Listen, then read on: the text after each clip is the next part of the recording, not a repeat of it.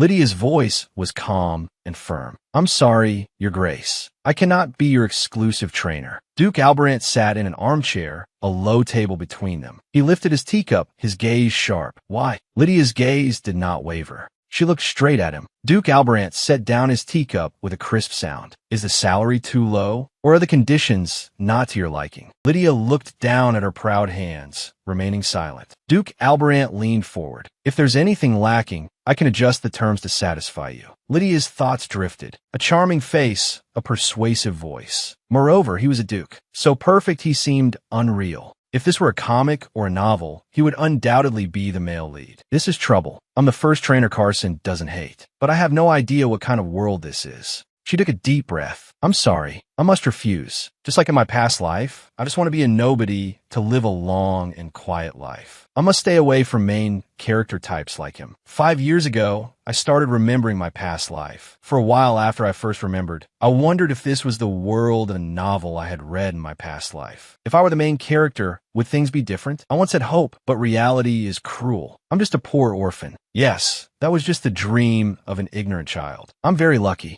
I met the dean of the orphanage, a warm and kind person. The dean treated me like her own daughter. I also grew up with a group of mischievous yet adorable younger brothers and sisters. It's been 5 years since I remembered my past life. Lydia's hand picked up a basket of fruit. Let's go. She pushed a small cart full of fruit along the stone path. I'm a dragon trainer now, working at the Dragon Training Center. Lydia smiled and walked toward an enclosure. Come here, my little cutie. A young, snow-white dragon responded with a low growl. Dragons in a fantasy world. In my past life, I was obsessed with all kinds of fantasy creatures. Lydia gently hugged the white dragon's neck. Did you sleep well? In this world, dragons are a part of daily life. They are sometimes livestock, sometimes weapons, and sometimes beloved pets. Dragons play various roles here. And as a dragon trainer who works with them, how can I not love this job? Of course, this doesn't mean all dragons are docile. Some breathe fire, some can fly, and some swim in the water. Each species has its unique powers and habits. They can easily crush buildings to dust. What chance do humans have? The white dragon nuzzled its head against Lydia's arm, letting out a wheedling growl. Lydia sat down with a broom. So for dragons and humans to coexist peacefully, training isn't an option, it's a necessity. Lydia finished sweeping the courtyard. She allowed a long breath. Finally done, she smiled and beckoned. Come here. The white dragon, Rudel, turned its back to her, its tail flicking impatiently. Lydia crossed her arms, a smile playing on her lips. I have snacks. You don't want any? Rudel's ears perked up abruptly. Lydia clasped her hands behind her head, a leisurely look on her face. I was going to reward you for being so quiet while I was cleaning. But if you don't want it, then forget it. Rudel trotted over. He nuzzled his head against Lydia's leg, purring to curry favor.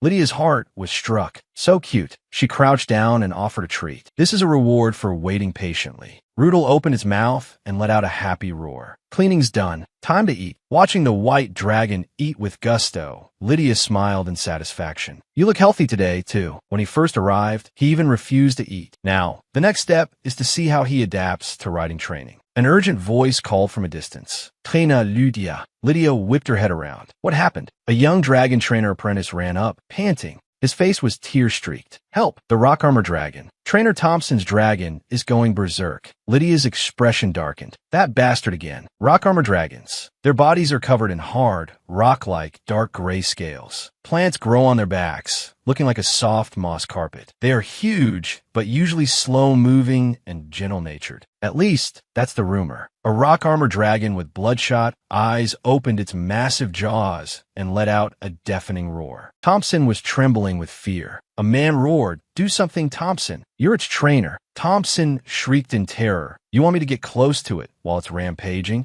A claw landed on the ground. Lydia dismounted from Rudel. Her eyes were cold as she faced the enraged rock armor dragon. Thompson glared at her. Who called her here? The man said, "You idiot." Someone obviously called her because you couldn't handle it. Thompson was furious. How dare you? Lydia cut him off coldly. Quiet. Do you want to agitate him more? Thompson was speechless. What? You little. He grabbed Lydia by the collar. Lydia said coldly, "Can you handle it?" Thompson froze. What? Lydia forcefully shook him off. Then I'll have to proceed with my training plan. The man watched her back in astonishment. He hurriedly shouted, "Wait!" The rock armor dragon raised its front claws high, preparing to smash the tiny human. Lydia's pupils contracted. No way. The rock armor dragon's giant claw swung down fiercely. The claw whistled through the air as it descended. Dust flew everywhere. Lydia smiled and opened a hand. A ball of moss lay in her palm. "Good boy," she soothed softly. "I'm not here to hurt you." The rock armor dragon looked down at her, the rage in its eyes gradually fading. Lydia placed the moss ball on the ground and gently pushed it towards the dragon. The moss ball rolled to a stop in front of the rock armor dragon's claws. Lydia's gaze was gentle and firm as she stared at the giant beast before her. She gently stroked the rock armor dragon's skin, murmuring soothingly, "That's right. Good boy. I'll help you take out the thing that's hurting you." She looked at the rock armor dragon's back. Just as I thought. A foreign object was embedded deep inside. No wonder it hurts so much. "It's okay. Just hold on a little longer."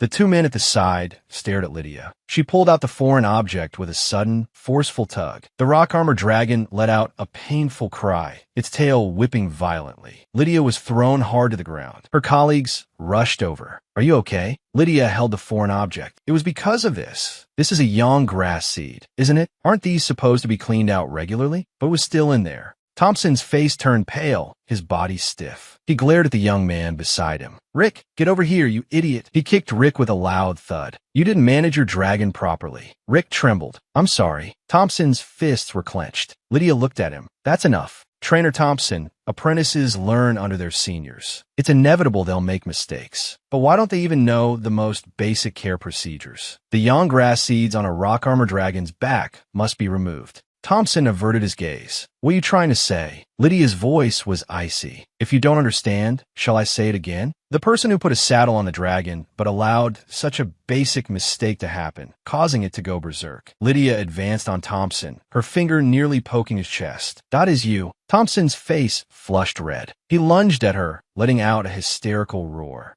The roar of the Yasha Training Center's director shook the entire office. "Lydia, how dare you let things get to this point?" Lydia replied calmly, "Aside from stopping the rock armor dragon's rampage, I don't believe I did anything wrong." The director was furious. "That was clearly your responsibility." Lydia stood with her hands on her hips, her gaze unwavering. The designated trainer was also present. "Are you saying I should have interfered?" The director's anger subsided, replaced by a cold warning. "Some situations are unavoidable. Count Harris is behind Thompson. He provides a huge amount of funding for the Yasha Training Center. You haven't forgotten that, have you? If you don't want to be fired, you'd better watch what you say and do. You should also think about the orphanage." Lydia clenched her jaw, her nails digging deep into her palms. The director's voice echoed in her ears. "We tolerate your insolence because of your outstanding abilities." The director's threat still ringing in her ears. "If you want to leave the training center, whose recommendation will you need? I don't think I need to remind you." Lydia lowered her head, swallowed by the shadows. She said nothing, her fists clenched so tightly her knuckles turned white. "These damn bastards. Even with memories of my past life, coming to this fantasy world, life doesn't seem any different." Lydia stood alone on the balcony, looking at the training center. Fantasy is just fantasy. Reality is still reality. The only thing I'm good at is training dragons. Because of that, I was lucky enough to find a job at the Empire-run Yasha Training Center. But Lydia stopped walking. Even at the Empire's largest training center, Yasha, the same problems exist. From the beginning, they only took in docile dragons and trained them easily just to boost their own reputation. Thompson complained about Lydia to a colleague next to him. "That girl is such a pain. Just because her training skills are a little better, she's always so arrogant." Honestly, don't you doubt if her skills are really that good? Who knows? Maybe she just uses that pretty face to seduce clients. Lydia's figure stood alone. How despicable and disgusting. When I think of the children at the orphanage, I can't just leave this place. A nobleman exclaimed in admiration, "Oh, Trainer Lydia, well done. I can't believe he's so obedient. It's incredible. Did you use some kind of magic?" Count Walbart hugged Rudel tightly. Rudel let out a displeased growl. Lydia smiled. "You flatter me, Count Walbart. If possible, I suggest you stay a few more days to bond with Rudel. Because you've been separated for training for too long, he seems a bit distant with you."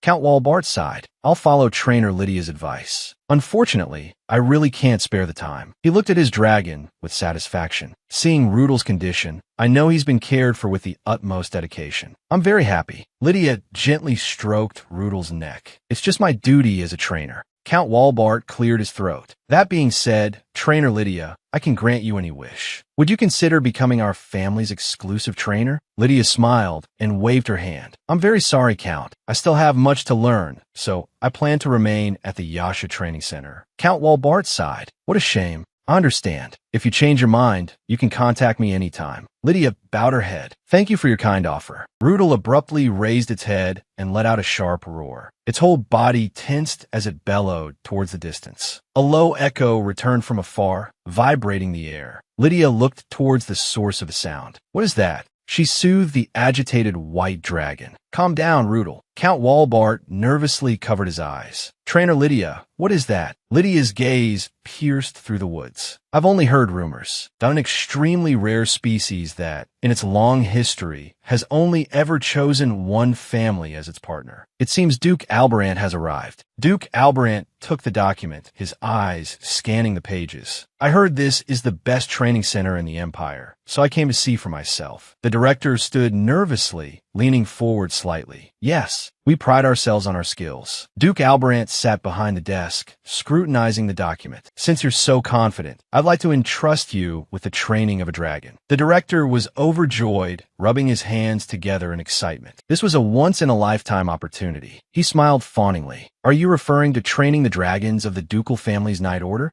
Duke Alberant's voice came through. I'm talking about my dragon. The director's smile froze on his face, his pupils contracting in horror. He stammered, Do you mean you're a Grix dragon? Duke Alberant's fingers tapped the desk. Yes, to be more precise, I'm looking for someone qualified to be my exclusive trainer. The director looked troubled, but that could have a negative impact on the Duke's dragon. We can't ignore the possibility of it developing an aversion to the trainer. Wait, what about the ducal family's own exclusive trainer? Is there no one besides the Duke himself who can handle that dragon? Even if a qualified person appears. Cold sweat beaded on the director's forehead. Duke Alberant's voice was firm. If that's the problem, then your worries are unnecessary. The director was confused. What do you mean by that? A smile touched the corner of Duke Alberant's lips. Because the decision isn't in your hands. The decision is in Carson's. Sunlight dappled the forest floor. Lydia was stopped by a colleague. We've been summoned. It's a direct order from the director. Lydia frowned slightly. What's happening all of a sudden? She walked up to Count Walbart. I'm very sorry. It seems I must cut our conversation short. Count Walbart looked at her in confusion. Did something happen? Lydia explained. The director has summoned all the trainers, so. Count Walbart looked thoughtful. Could it be because of Duke Alberant?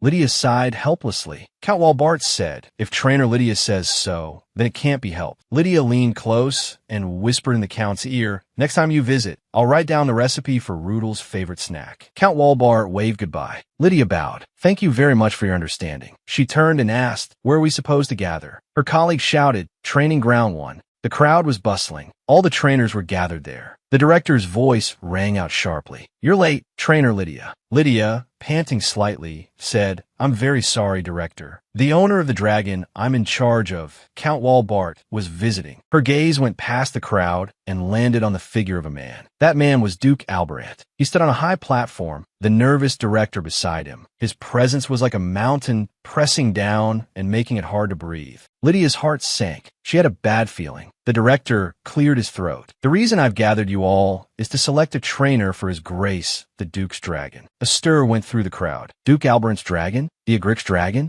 That kind of dragon. Isn't it always handled by the ducal family's exclusive trainers? The director shouted, quiet. This is not mandatory. Anyone confident in training the Duke's dragon. Now please step forward. Lydia crossed her arms, her eyes sharp. Are they crazy? The Agrix dragon chose the Alberant family. In other words, there's very little information about them. A lack of information means huge risks. Not knowing which of a trainer's actions might provoke, it means having to withstand a dragon's fury with a fragile human body. But why would the Duke entrust a trainer from here instead of using his family's exclusive trainer? But beyond the risk lies a huge opportunity. A hand shot up high. I'll do it. Countless hands went up. Me too. I'm willing to. This was clearly a once-in-a-lifetime opportunity. Lydia stood outside the crowd, her expression grave. The opportunity is good, but the ducal territory is too far from the capital. If I'm chosen, I'll have to leave this place and go to the ducal territory. A greasy voice sounded in her ear. What's wrong? Scared? Lydia turned her head. Thompson was giving her a malicious smile. You can act all tough, but in the end, you're just a woman. Hesitating in the face of an opportunity like this just proves it. A female colleague with short hair pushed Thompson away. Listen to what this idiot is saying. Lydia looked disgusted. Ignore him. Thompson pointed to the short-haired colleague. Who are you calling an idiot? The short-haired colleague met his gaze without fear. I heard you couldn't even handle a rock-armor dragon and took your anger out on an apprentice. Now who's the idiot? Lydia's gaze turned icy. The director is watching. The director's gaze was like an invisible tiger looming over the entire training ground. Thompson turned and left. The short-haired colleague said softly, "You got lucky." She looked at Lydia. Is it because of the orphanage? Lydia smiled in response. Yeah, you know my situation. Her eyes twinkled. But if I miss an opportunity like this, the dean would probably scold me harshly. If she were here, she'd probably nag me to follow my heart. The director took out a container of lots. You will face the dragon in the order drawn. Everyone, get ready. Lydia stood alone in the shade of a tree. But I prefer a peaceful life, not this kind of roller coaster existence. Duke Alberant's voice rang out among the crowd. If there is danger, we will intervene. Your safety is guaranteed. Lydia tapped her toe lightly on the grass. This is exactly why I absolutely cannot get involved. That man is like the male lead in a novel. Once you get involved with someone like that, it's the beginning of endless suffering. Anyway, I didn't sign up, so it doesn't matter. Two female colleagues whispered not far away. His Grace the Duke is so handsome. A piercing, wicked laugh cut through the air. Flames instantly engulfed the training ground. The trainers' mouths fell open in terror, their hands reaching forward in vain. The director was violently thrown to the ground by a huge force. Lydia's pupils contracted. What in the? The red dragon snorted scorching breath from its nostrils. It's even fiercer than I imagined. Training it will be exceptionally difficult. The short-haired collie complained. Did you see that? That's no joke. Lydia wiped her cheek. A moment of silence for those who weren't chosen. Thompson's gaze was predatory. A bunch of typical women. Watch carefully. I'll show you how it's done. He struck a confident pose as if victory was already his. Thompson strode towards the red dragon. Lydia's eyes followed him intently. Thompson reached out and gently touched the red dragon's scales. The red dragon lay quietly. Thompson clapped his hands smugly. To be honest, I didn't expect it to be this easy. He sneered. I knew it. Those who can't never will. Lydia shouted in alarm. Watch out, you idiot. The red dragon's sharp claws glinted with a cold light. A look of shock spread across Thompson's face. The red dragon's jaws snapped shut on Thompson. He let out a pained grunt and was slammed to the ground. The red dragon let out a low roar. It opened its flame-filled maw, aiming at Thompson on the ground. Thompson let out a piercing shriek. Spare me. Lydia took a whistle from her pocket and put it to her lips.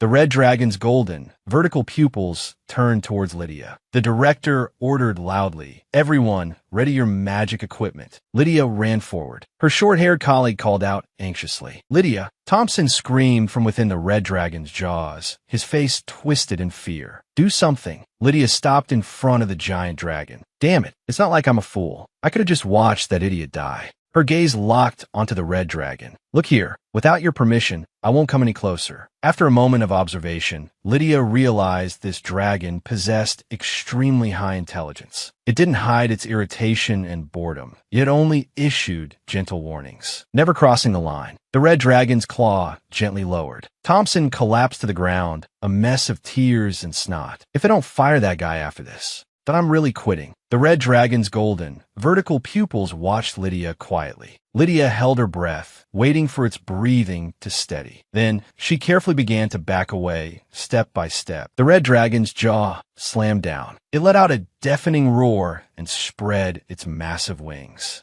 Cold sweat streamed down Lydia's face. Damn it, was I too hasty? Gasps erupted from the crowd. The red dragon's enormous head slowly lowered, gently nuzzling the top of Lydia's head as if seeking affection. Lydia was completely stunned. The red dragon stuck out its tongue and gently licked Lydia's cheek. The surrounding crowd fell into a dead silence. Everyone was full of questions. What on earth is happening? Duke Alberant's gaze passed over the crowd, landing on Lydia and the red dragon. A novice trainer. How disappointing. He turned and spoke to the director beside him. What kind of trainer approaches a dragon rashly without first observing its behavior? The director was at a loss for words.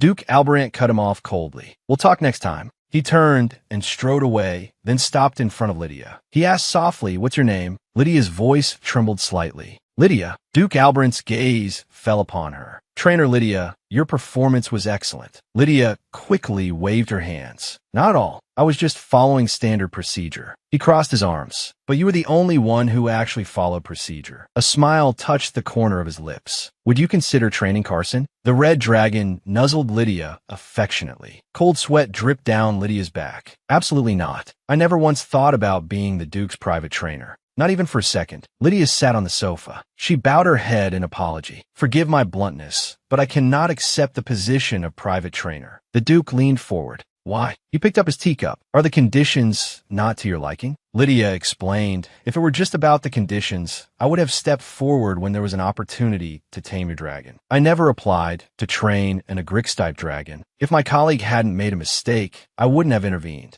The director will probably be very angry, but I can't leave that orphanage. It's my everything. It's not just the place where I grew up. It's much more than that. I want to share even a small part of the dean's burden. I want the younger children's safety to no longer be a burden. This is the path I've chosen for myself. I cannot leave the Yasha Training Center. I'm truly very sorry." The Duke sat alone on the sofa, thinking. Interesting. The rarity of the Agrix dragon and the glory associated with the Duke himself. She rejected it all. Can Carson easily find another trainer he's willing to accept? A knock sounded at the door. The Duke said in a deep voice, "Come in." The director handed over a document. He spoke nervously. "Your Grace." The Duke took the document. "What is it?" The director bowed. "Your Grace, the dragon did indeed show affinity for Trainer Lydia, but her skill level is another matter. As you can see, Trainer Lydia has no experience handling the noble dragons of the Asar Empire. She mainly trains dragons from common families in other countries. To call her a top-tier trainer would be a bit of a stretch. Handing Lydia over to you is out of the question. In fact, she is now an important asset to our center. The nobles, in order to protect their ridiculous pride, constantly pressure the center. If not for Count Harrison's generous funding, our reliance on Lydia would be even deeper. This current situation gives us a reason to fire Thompson. It couldn't be better." The Duke flipped through the document. "Director, no matter how talented a trainer is, if the dragon rejects them, what use is that talent? If you truly doubt that trainer's abilities, are you willing to take responsibility for my dragon yourself?" The director let out a terrified grunt.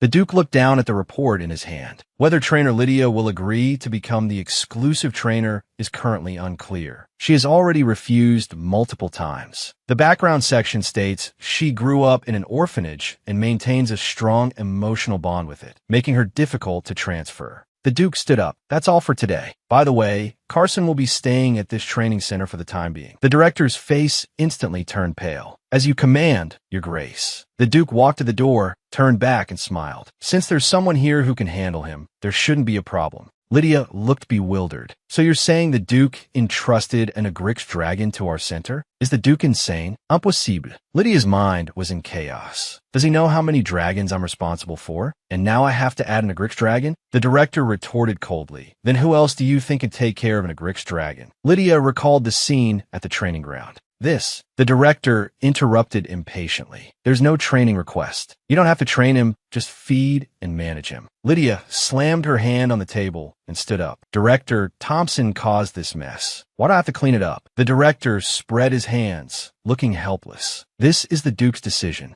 I have no right." Lydia was furious with Thompson. "You useless bastard, causing trouble from start to finish. And now you're just lying in the infirmary. I should have let the Agrix smash his head." Lydia pulled out a letter. "Director, thank you for taking care of me all this time." The director lunged forward. "I absolutely will not allow you to resign." He clung tightly to Lydia's leg. "What about the dragons you're in charge of? Think of the dragons." He looked up, his eyes welling with tears. "Lydia, please." Lydia gritted her teeth inwardly. "Honestly, he's definitely doing this on purpose. He knows my weakness all too well. But he's right. If I suddenly leave the remaining dragons. Lydia's expression softened. She sighed. All right. The director clasped his hands together, his eyes shining. I knew it, Lydia stated firmly, but I will only be responsible for managing Carson's scales. That's it. I will do absolutely nothing more. The director immediately replied, of course, of course. Thank you so much. You've really saved my life. Lydia collapsed onto the sofa. I'm not doing this for you. Director, just go away. I won't touch anything else. I'll only do the management work I mentioned. I will absolutely not become an exclusive trainer. Absolutely not an exclusive trainer. Night fell. On a door hung a wooden sign, special care. Person in charge, Lydia. Lydia pushed a cart full of food, stopping in front of a huge dragon stable. This is truly intimidating. She looked at the behemoth in the darkness and spoke softly. Are you okay? You must be uneasy with the sudden change in environment. I'll be in charge of taking care of you until the Duke arrives. The red dragon, Carson, suddenly lunged at Lydia, opening its massive jaws. Lydia hurriedly shouted, wait a minute. Carson looked bewildered. He suddenly roared again, the sound deafening. But Lydia was unusually calm. She held up a finger. Wait. She gently touched the tip of Carson's nose with her fingertip. Carson instantly quieted down, tilting his head in confusion. Lydia's heart was in turmoil. Wow, so cute. I must be crazy. She struggled to maintain a calm exterior. Good. Well done, right? Carson began to enjoy the food. Lydia watched, lost in thought. It seems he hasn't had a proper meal in a long time. Carson ate heartily, his eyes filled with confusion. He seemed to have never received such treatment. Lydia's heart stirred. Just managing him for a bit ignited her desire to train him. She forcibly suppressed the thought. No. Lydia crossed her arms. Are you finished eating? Carson let out a low growl. Lydia, put a leash on Carson, and we should go for a walk. Carson struggled violently, letting out a heaven-shaking roar. Lydia refused to let go. Carson grew more frantic, roaring with extreme impatience. Lydia gritted her teeth. She tightened her grip on the leash, her eyes determined. Hold on. I have to hold on. If I get too involved, then I'll be completely trapped. Carson roared again. Lydia calmly looked up at him. I will only feed you, walk you, and manage your scales. That's it. I will absolutely not get any more involved. Carson let out a piercing shriek, struggling violently. Lydia faced off with Carson, her gaze unwavering. I said no. The Duke appeared at the door, his silhouette outlined by the sunlight. He stood with his arms crossed, watching quietly. You're taking good care of him. Lydia whipped her head around. Duke. Carson let out a low whimper, his tail wagging gently. He slowly walked toward the Duke. The Duke spoke with a hint of apology. Sorry. I'm late. Carson meekly lowered his head, nuzzling the Duke like a coddled puppy. Lydia watched quietly, so he can make that kind of face too. The Duke turned his head. Taking care of Carson today. How'd it feel? Lydia cleared her throat. You only requested basic management, so? The Duke gently stroked Carson's chin, and it seems it wasn't so bad. As a dragon trainer, the opportunity to interact with an Agrix is rare. Lydia's tone was firm. But I won't do it. The Duke continued. Still, I never expected the trainer Carson likes would be a woman. Lydia clenched her fists. After all, there aren't many female trainers who can handle medium to large-sized dragons. She felt a chill. What's with that unsettling gaze? The Duke stared at Lydia. It's surprising, but it doesn't matter. As long as Carson doesn't dislike the trainer. Lydia kept her head down. Excuse me. Even if you stare at me like that, I have absolutely no intention of becoming his exclusive trainer. The Duke took a step forward, his tone gentle. But don't forget, I can change my mind at any time. Lydia replied stiffly, I understand. The Duke turned to leave. Then, until I return to the duchy, I'll leave Carson in your care. Lydia responded in a low voice, yes. Since I'm responsible, I'll do my best to take care of him.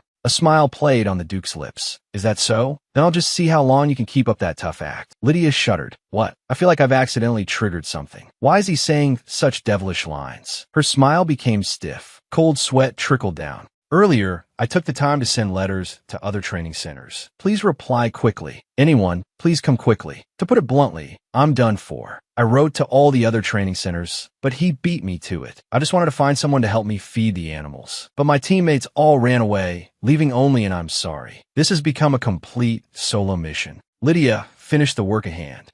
Done. Count Walbart said admiringly. Your skills are as miraculous as ever. Lydia said, You flatter me, Count Walbart. Today is your last day, isn't it? Count Walbart stroked his beard. Yes, it's time to return to my homeland. He looked at Lydia, his eyes filled with regret. To be honest, leaving a talent like you here is a waste. You obtained your dragon trainer license at the youngest age and with the highest score, but you still couldn't find a job within the Empire, could you? I suppose that's why I was given a chance. Dragon trainers who can work closely with dragons are, for the most part, nobles and the wealthy. For them, dragons play a decisive role in succession disputes, and dragon trainers can shape dragons into what their masters desire. They naturally flock to places where wealth and power are gathered. Lydia mused, thanks to the director's connections, I'm always pushed aside. But I don't care. In the end, I just have to suck up to them anyway. Count Harris is a prime example. But as long as I can work with dragons, I'm content. There aren't many places like the training center where you can interact with all sorts of dragons. Count Walbart looked at her. Trainer Lydia, you really don't have much ambition. But a little ambition is a good thing. After all, water that is too clear has no fish. He handed Lydia a handkerchief. If you change your mind, you can come find me anytime. Lydia stood quietly. Just watching the dragons is enough to satisfy me. That's why I gritted my teeth and got my license.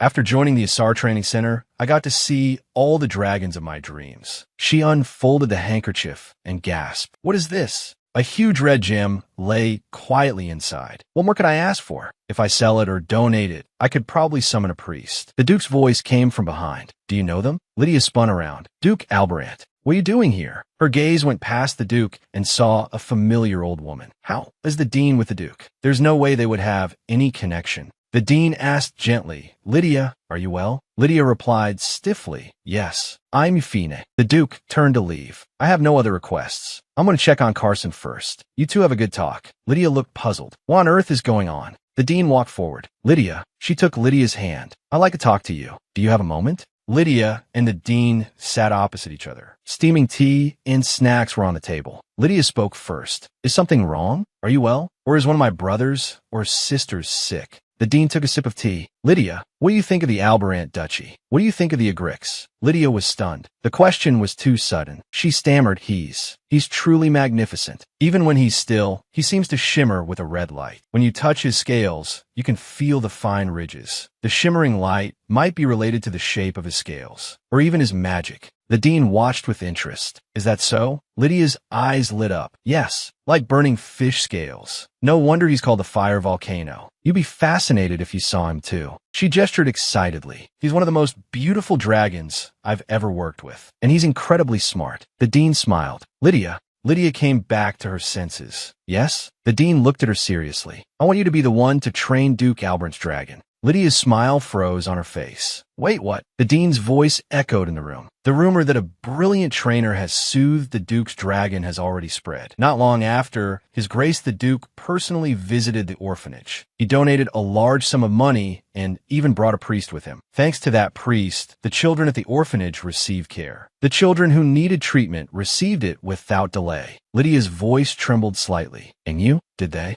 The Dean smiled. Of course, I received help as well. Lydia clenched her fists. That's great. Her eyes grew moist. Tears streamed down her face. That's really great. The Dean stood up. Lydia. She walked over to Lydia and gently took her hands. Don't worry. Let's seize this opportunity the Duke has given you. I know better than anyone how sincere you are about this job. Your hands are proof of that. She hugged Lydia. I've always felt it was a pity. You could have flown so much higher and further, but you held yourself back because of us. My proud daughter, I just want to see your hard work pay off. Sunlight filtered through the leaves, falling on the Duke and Carson. He was resting comfortably on the grass, using the dragon's wing as a pillow. Lydia approached him. The Duke opened his eyes. Trainer Lydia, did you have a pleasant chat? Lydia bowed her head slightly. Thanks to you, Your Grace. The Duke chuckled. My blessing? Lydia took a deep breath. I've considered your proposal, Your Grace. The Duke sat up. I'm not sure which proposal you're referring to. Lydia looked annoyed. He went all the way to the orphanage himself, and now he's playing dumb. He's deliberately making things difficult. Lydia put on a professional smile. What a shame. After going to such great lengths, you've forgotten your own proposal. Am I to understand that the offer has been withdrawn? The Duke let out a light laugh. Lydia continued, as I said before, there are many trainers with more experience and skill than I have. The Duke stood up. Can't you take a joke?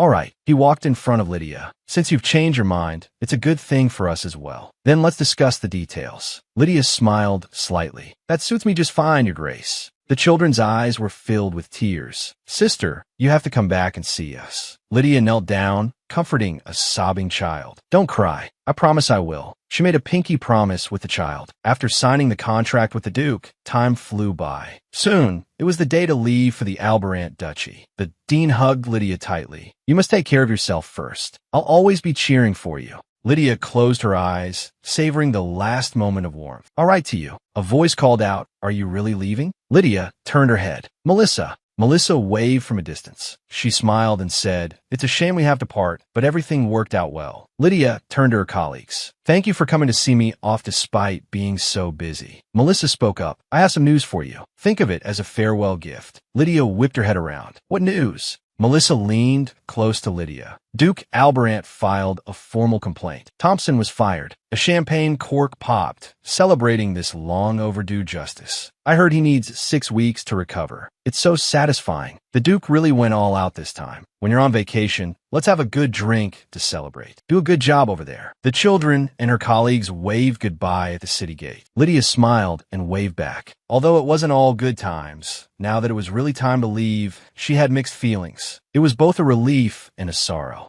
The Duke leaned against a tree, arms crossed. You're late. Lydia was startled. Sorry, saying goodbye to everyone took some time. The Duke said, anyone who didn't know better would think you were never coming back. The contract guarantees ample vacation and benefits. Lydia puffed out her cheeks. I could have gotten there perfectly fine on my own. There was no need for you to trouble yourself to come pick me up personally. But the contract terms were indeed hard to refuse. Excellent salary, plenty of vacation, and various benefits. But there was one additional condition. Lydia sat across from the Duke, carefully reading the contract. The primary task is to help the Duke's Knights Dragons get along with Carson. So, it is a socialization issue. The Duke asked in return, You figured it out? Lydia answered confidently, Of course. There has never been any tension between Carson and the Duke. Quite the opposite. Their relationship is ideal. With just a little observation, you can see he always makes time for Carson. Lydia pointed to a clause in the contract. What about this one? If the trainer deems additional training necessary, a corresponding bonus will be provided. The Duke explained, It means exactly what it says. No one understands the dragon's needs better than its trainer. So if you find I've missed something, feel free to tell me. I will ensure you are fairly compensated. Lydia's brow furrowed slightly. It sounds like there will definitely be things that require my judgment. If that situation really arises, then can we adjust the additional compensation? The Duke didn't hesitate. Of course. Lydia followed behind the Duke. Since we've agreed to adjust the details later. But then there's no problem. Don't overthink it. The contract is signed anyway. I just need to do a good job. Lydia braced herself. Get it together. Lydia looked around from atop her dragon. They were crossing a peaceful meadow. There's even a stream here. This is amazing. A place like this is a perfect spot to raise dragons. Several people in cloaks appeared. Their cloaks were emblazoned with a dragon crest. They were members of the Duke's Knight Order. A member of the Knight Order spoke up. Lydia, I know you're excited, but please calm down a bit. Lydia responded with a smile. I grew up in the city, so when I see a place so suitable for raising dragons, I can't help but stare. The knight's tone grew heavy. But this place isn't as wonderful as it looks. Since Carson listens to you, maybe it's not a big deal for you. Lydia's smile froze. What do you mean? The knight said, You'll understand when you see it for yourself. The atmosphere instantly turned cold. Lydia felt a chill and tightened her grip on the reins. They worked hard to tame an unruly dragon, only for a newcomer to suddenly appear and the dragon becomes docile and obedient. Their reaction is understandable. If I were them, I'd feel betrayed too. Besides, I heard the eastern region was in chaos a few years ago. I know very little about what happened. I can't just assume everything will go smoothly. After all, this is the Albarant Duchy. The Duke's status is second only to the Emperor. The lead knight shouted, Open the gate. Lydia was full of anticipation. A place this big must have lots of dragons and trainers. What kind of mysterious dragons will I meet? Her fantasy came to an abrupt end. A knight spoke. I know what you were expecting, but this is the reality. Lydia looked confused. Are there really no other dragons? The knight explained, with Carson around, it's impossible for them to stay here. Well then, I'll be taking my leave. I can't leave my dragon here. He galloped away abruptly. Lydia reached out a hand to stop him. Wait. She looked bewildered. What's going on? Is he really a licensed trainer? If dragons were that easy to deal with, we wouldn't need trainers at all. It is difficult, but you're just going to avoid it like that? Lydia sighed. Forget it. Let's go inside first. She led Carson and turned towards the manor. All right, I admit Carson is indeed ill-tempered, but it doesn't seem intentional. It's more like they just don't know how to get along. Lydia gently stroked Carson's head. I'm not mad at you. She brought Carson to the door. Don't worry. I'll be back soon. Wait inside for a bit. I'll be right back. This is our first training session. Be calm and wait patiently. You can do that, right? Carson let out a low murmur. Lydia walked into the manor. Her footsteps echoed in the empty hall. That's right, it's not the dragon's fault. Usually, when something like this happens, Lydia's eyes were red, burning with anger. She held up her trainer's license. Duke Alberant, this is entirely the owner's responsibility. A blond man bowed. Welcome back, Your Grace. The Duke had his back to him. Anything noteworthy happen while I was away? The blond man was Bhaskar, Alberant's private secretary. He adjusted his glasses. As expected, work has piled up. Many trainers have resigned recently. Just filling the vacancies left during the time you inherited the title is a full-time job. The Duke leaned back in his chair, his body sinking into the soft leather. The biggest problem is the trainers. It was necessary to get rid of the Uly's Alberant couple. But when I lost my parents as a child, the former Duke and Duchess, they couldn't wait to move in, attempting to steal everything from the ducal house. For noble families, dragons are a symbol of power. They are power itself. Therefore, those wealthy families all have exclusive trainers. It's commonplace to treat trainers as vassals. In noble families that raise rare dragon species, the status of a trainer is even higher because only the exclusive trainer holds the secret to taming them. But those key figures are all gone now. My uncle must have thought the trainers would betray him, but he never expected that he would kill them all when the tables turned. Bhaskar asked, by the way, have you found a new trainer? The Duke's lips curved slightly. I found someone very interesting. Bhaskar was stunned. Interesting? He asked curiously, what kind of person? The Duke replied calmly, a trainer that Carson has truly grown close to. Bhaskar was completely confused. What? The Duke repeated. I said, Carson has shown affection for her. He practically melts in front of her. Bhaskar was aghast. That Carson? Even I rarely get to see him. What a picky dragon Carson is. Unless his mysterious standards are met, he won't show himself for years, even decades. I can't imagine it. The Duke said, you'll meet her soon enough. The main doors burst open. Lydia's figure appeared in the doorway. Duke Alberant. Bhaskar shuddered. He looked at the Lydia before him, his face full of shock. Lydia spread her arms, her body seemingly wreathed in flames. So you were here? She took a step forward, her shoe heel tapping heavily on the floor. The Duke said, what is it? Isn't it your responsibility to care for and train Carson? Bhaskar looked down at her. A woman? Lydia slammed her hands on the table. That's exactly why I'm here. First, I have a question. Has Carson always lived alone? The Duke answered, if you mean was he independent by nature, then yes, he's been like that since he was young. Lydia hung her head. Oh my God. The Duke noticed her strange behavior. What's wrong? Lydia raised her head. Your Grace, let's first clarify the training goals. As I understand it, your primary objective is to ensure Carson doesn't attack other dragons and accepts food from others. Is that correct? The Duke nodded in confirmation. Correct. Lydia's tone was passionate. Then the first thing we need to do is change locations. The Duke raised a question. Why? Carson is isolated because he feels uncomfortable around other dragons, and other dragons are just as uneasy around him. Lydia crossed her arms. That's precisely why I insist on moving him. I know it's difficult to manage, but complete isolation is not the solution. His personality has become so volatile because he's been deprived of the opportunity to socialize with other dragons. He simply doesn't know how to interact with his own kind. A thoughtful look passed through the Duke's eyes. He stared at Lydia. Are you sure? Lydia didn't back down. Yes, I'm sure. The Duke's gaze was sharp. If that's the case, then all consequences arising from this training will be the full responsibility of Trainer Lydia.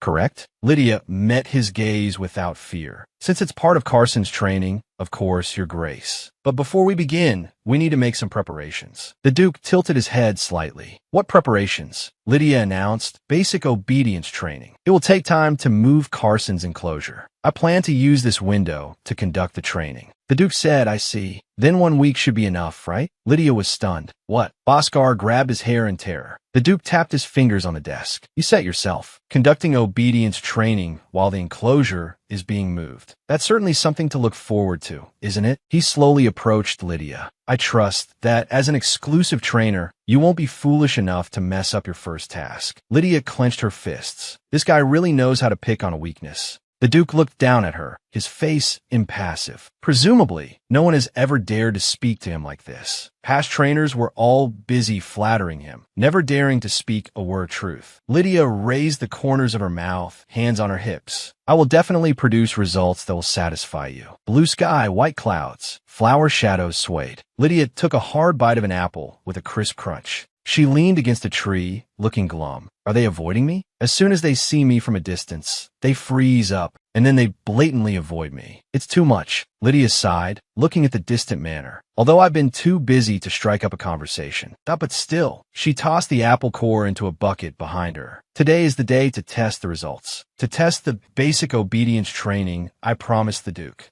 I can't believe I have to demonstrate this in public. She swung herself onto the dragon's back. Let's go, Carson. Carson let out a low roar and flew into the sky with a beat of his wings. Since I made a promise, I have to show my employer the results he wants. Now, there's only one thing left to do. On the ground, a white dragon startled, neighing and rearing up. A knight struggled to hold its reins. The Duke stood in the middle of the lawn. He looked up, his gaze as cold as a blade. You've come. Carson landed steadily, a low growl rumbling in his throat. Carson let out a threatening growl, hot air hissing between his bared teeth. The knights panicked, desperately trying to calm the frightened white dragon. Calm down. Lydia's voice was calm and firm. Carson, back down. Carson instantly reined in his hostility, meekly lowering his head. He let out a purring sound and nuzzled against Lydia's leg. Lydia ordered again, further back. Carson let out a displeased growl, but still obediently moved back. The knights were dumbfounded. Carson is actually obeying her commands. Besides the Duke, there's someone else who can control Carson? Carson lay down obediently, his head pressed against the grass.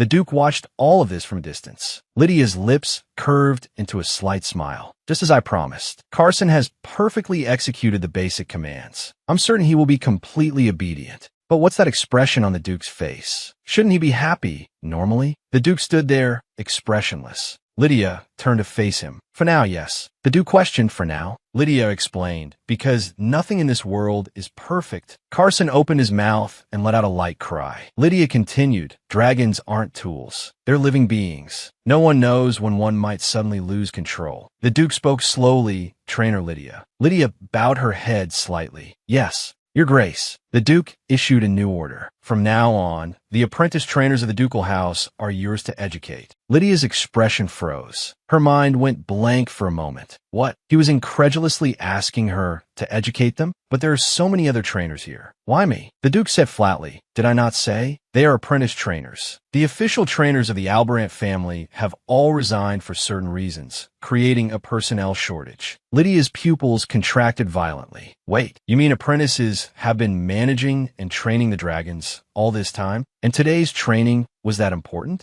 Why are you only telling me this now? What something had gone wrong? What were you planning to do? The Duke's tone was indifferent. I was present. I would have handled it. Lydia's body trembled with anger. People and dragons could have died. What if Carson, on a whim, had disobeyed my command? The Duke's gaze turned icy. Is that so? A cold smirk played on his lips. Fortunately, the control training was a success. Otherwise, the price would have been steep, and you would have been held fully responsible. Lydia was furious. This madman, she struck the straw post. How can you not have a single official trainer? The Albrant family, the family chosen by the Agrix dragon, doesn't have a single one? That's as absurd as an ancient noble family saying they've lost their family tree. The Duke's voice came from the doorway. That assessment isn't entirely wrong. Lydia turned. Your Grace, what are you doing here? The Duke's voice replied, I came to praise you. Carson's training was a success, but it seems that's no longer necessary. He walked up to Lydia. Do you remember the terms of the contract? Lydia forced a smile. Yes, of course I do.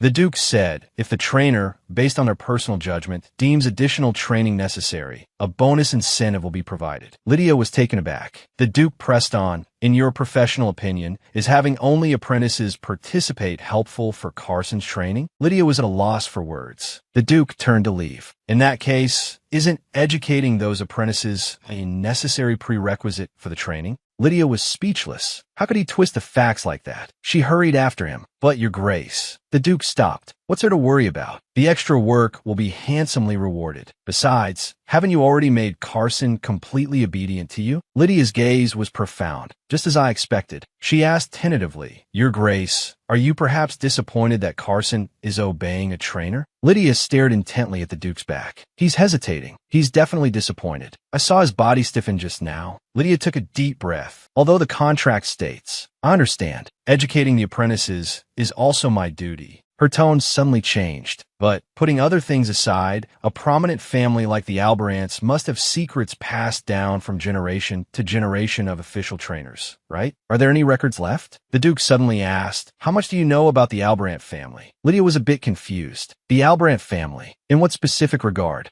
The Duke added, As a dragon trainer, I imagine you've heard the gossip among the nobility. Lydia lowered her gaze slightly. My apologies. I primarily train dragons for clients all over the kingdom, so I'm not familiar with the secrets of the aristocracy. The Duke's gaze drifted into the distance. Then I should start from the beginning. Before the Agrix dragon chose me, the ducal family had been without a dragon for 100 years. Strictly speaking, during that period, the people leading the family couldn't be considered orthodox successors. You can imagine what happened next. In a situation without a true, legitimate heir, it was only natural for everyone to covet the ducal title. Of course, my uncle, in particular, was especially greedy. He was a spiteful man by nature. If I can't have it, no one can. Lydia's pupils constricted in shock. The Duke's voice was icy. What do you think a man like that would do to the family's official trainers? Lydia's tone was firm. In that case, this would be a long battle. While I study the Agrix dragon breed through your dragon, Carson, I will also share information with the apprentices here. Their experience is greater than mine, and their help will be invaluable. I will postpone replacing the Agrix dragon's enclosure and instead focus on increasing his time with other dragons, collaborating with the apprentices. The Duke nodded. Very well. If you feel more comfortable that way, then go ahead. I must admit I'm surprised. Since none of this was mentioned in the contract, I thought you would ask to terminate it. Lydia, bathed in the glow of the setting sun, spoke in a calm, sarcastic tone, and then be silenced for causing trouble. She looked the Duke straight in the eye without fear. Rather than let a family scandal leak to a mere dragon trainer, I imagine you would choose the most effective method to silence me forever. The Duke's expression darkened. Lydia asked, Am I wrong? Lydia took a deep breath, feeling a strong sense of rejection. Bhaskar stood beside her, facing a group of apprentices. He cleared his throat. As His Grace the Duke said yesterday, this is the exclusive trainer who will be in charge of your training starting today. Lydia managed a standard social smile. Hello everyone, I'm Lydia. I'll be serving as the exclusive trainer from today. I look forward to working with you. The apprentices whispered among themselves, their faces full of reluctance. Just as I thought, Bhaskar's voice rang out. I know you all have many questions and complaints, but I want you to remember one thing. Trainer Lydia was personally chosen by His Grace the Duke. Lydia's smile froze instantly. What? She smiled wryly to herself. In this atmosphere, how am I supposed to speak casually? Those seeing me for the first time are surprised, while those familiar with me are wary and resistant. Yes, from their perspective, this is completely understandable. Lydia placed a hand on her chest. To be frank, it is a fact that I will be guiding your training from today as per the Duke's instructions. However, I also know nothing about this place. The ones who know the Albarant ducal dragons best are not me, but you. I will share the knowledge I gained while earning my trainer's license and working at the Asar Training Center. In return, please tell me everything about the ducal dragons and the Agrix. Dragon breed. An apprentice raised his hand. Lydia said, Please speak. The scarred apprentice's eyes were sharp with a hint of defiance. Trainer, aren't you skilled enough to be personally hired by the Duke? What would happen if an apprentice foolishly approached and angered the Agrix dragon breed? What would happen? Another apprentice chimed in. That's right. Last time, I was almost burned to death just for delivering the wrong food. We can't even take care of ourselves. So what help could we be? A cold smirk formed on Lydia's lips. Look at these people. She looked directly at the crowd. Everyone here seems to know how dangerous dragons are. For that very reason, we should be sharing information precisely, shouldn't we? The scarred apprentice spoke up. Because no one wants to die at the hands of the dragon they're caring for. A female apprentice added, and we're all still unlicensed apprentice trainers. Lydia said, licensed or not, everyone here has a deep affection for dragons, don't you? I'm not here to order you around. I just hope to become a colleague who can care for the duchy's dragons alongside you, as someone who also loves dragons. A stir went through the crowd. Lydia bowed deeply. I sincerely asked for your help. One day ago, the Duke suddenly burst out laughing. His eyes glinted with approval. Clever. I like it. Otherwise, you would have met the same fate as the trainers before you. Lydia's face darkened. Madman, he's actually threatening me. The Duke turned and walked away, his back straight and cold. Of course, I'll ensure reasonable compensation is paid. That way, there will be fewer complaints, won't there? He glanced back, the setting sun outlining the curve of his lips. But before that, just like those apprentice trainers, prove your worth. If you want to live. A dark aura of fury emanated from Lydia. She slammed a fist against the door. Damn him, threatening people with their lives and money. One of the apprentice trainers smiled. You're the exclusive trainer. You should know that the best way to understand dragons is to manage them directly, right? Lydia looked at the huge dragon stable before her. So, you're saying I have to feed the dragons here? Alone? Inside the stable, dragons hissed and roared. Roars rose and fell. The man's smile didn't fade. Because it's the most basic task. Lydia thought, that damn bastard. He's looking down on me. But if I say I can't do it, he'll use it as an excuse to criticize me. Damn it. I'd rather die than see that happen. Lydia instantly put on a brilliant smile, clasping her hands. Is just feeding them enough? The man nodded. Lydia's tone was firm. All right, I understand. It's simple. You can go do other work now. As you said, I need to understand the dragons while performing basic tasks. So from now on, I will be fully in charge of feeding. The man was stunned. Really? Lydia beamed. What are you still standing there for? Why don't you leave? Having you help would just get in the way. It's better if you leave quickly. The man said nothing and walked away. Lydia looked at the mountain of food in front of her. So that's how it is. Not funny at all. Did you think you were the only ones to come up with this method to suppress me? I'm a veteran who was tempered by those scoundrels at the Assar Training Center. Piling a mountain of work on me? You think I haven't been through this before? You've picked the wrong person. She turned to face the dragon stable. I'll make you regret handing the feeding work over to me. A small white dragon poked its head out, its tongue lolling. Lydia's expression softened instantly. You're hungry, aren't you? I'll get it ready for you right away. The little dragon let out a low growl. Lydia's gaze fell on the dragon's scales, her brow furrowing. Why did scales look like this? This means you're malnourished. The food must have been very scarce. She crouched down, watching the little dragon wolf down the fruit, her eyes filled with pity. Lydia gently stroked the little dragon's head. I see. No wonder you're eating so ravenously. Just to try and intimidate me, they treat the dragons this way? Fury ignited in her eyes. A joke. I'll hammer the basic principles of a trainer into their heads. A person holding documents looked uneasy. Is this really okay? The seniors also said we at least can't forget to feed the dragons, making her handle 30 portions alone. The scarred apprentice roared. How many years have we been taking care of dragons? On what grounds does a trainer from the capital get to instruct us? Is this reasonable? A contemptuous sneer played on his lips. Loves dragons? That's hilarious. Just you wait. Soon she'll be crying about how hard it is and run away. A week later, the sky was clear. The dragon stable was in chaos. A green-winged dragon was roaring wildly at a long-haired apprentice. The long-haired apprentice backed away in panic. What's wrong with you? It's me. Why are you suddenly like this? Another apprentice rushed over. Mr. Bruce, what do we do now? Bruce was sweating profusely. I'm not sure either. They were calm just a few days ago. What on earth happened? Lydia stood in the sunlight, shouldering a farm tool. What's going on here? Her eyes were cold, her tone flat. Isn't it about time for training? An apprentice stammered in response. It's just. Bruce let out a soft grunt, and the apprentice immediately said, It's nothing. Lydia watched him coldly without a word. She turned. Excuse me, I still have to prepare the next feed.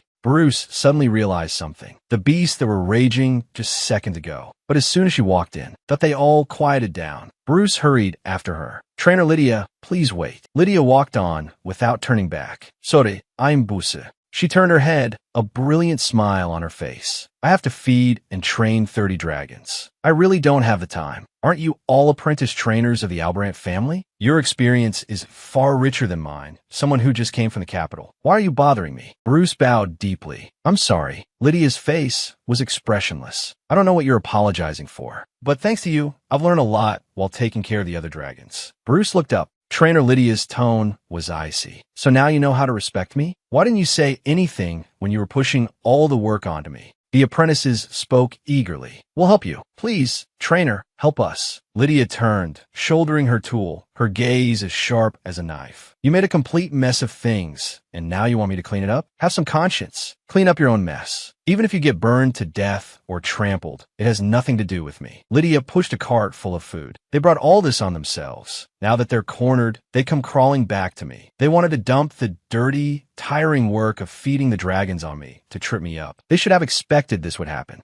Perhaps those apprentices were just imitating their seniors, try to push the work onto me. But there's one thing they don't know. The amount of food assigned to the apprentices is actually only half of a dragon's normal intake. Lydia flipped through her notes. The other half is usually given during training or when the apprentices are busy with other tasks. This is to get the dragons used to obeying the apprentice trainer's commands. Lydia closed her notes. If they don't even know this and are too scared to enter the dens, they have only themselves to blame. Sunlight fell on the piles of fodder. She was so tired, she was about to collapse. She walked into a huge enclosure. The sleeping Carson let out a contented purr. He opened his golden, slitted pupils, letting out a questioning murmur. Lydia lay down beside Carson. Carson, I'm going to slack off a bit. Don't disturb me during my precious break time. I have about an hour. Until then, just stay still. She lay on Carson. What is this feeling? It's like warm floor heating plus a cat-like purr. This is heaven. How could something feel so warm and comfortable? The whole day's fatigue has vanished. Carson, you're the best. The Duke stood at the entrance of the enclosure, softly calling Carson. He looked at Carson lying motionless on the ground. Are you all right? Carson let out an urgent, low growl, as if responding to his concern. Lydia was fast asleep at Carson's side, bathed in a patch of quiet, peaceful sunlight. The Duke was taken aback. Trainer Lydia, what are you doing here? He crouched down,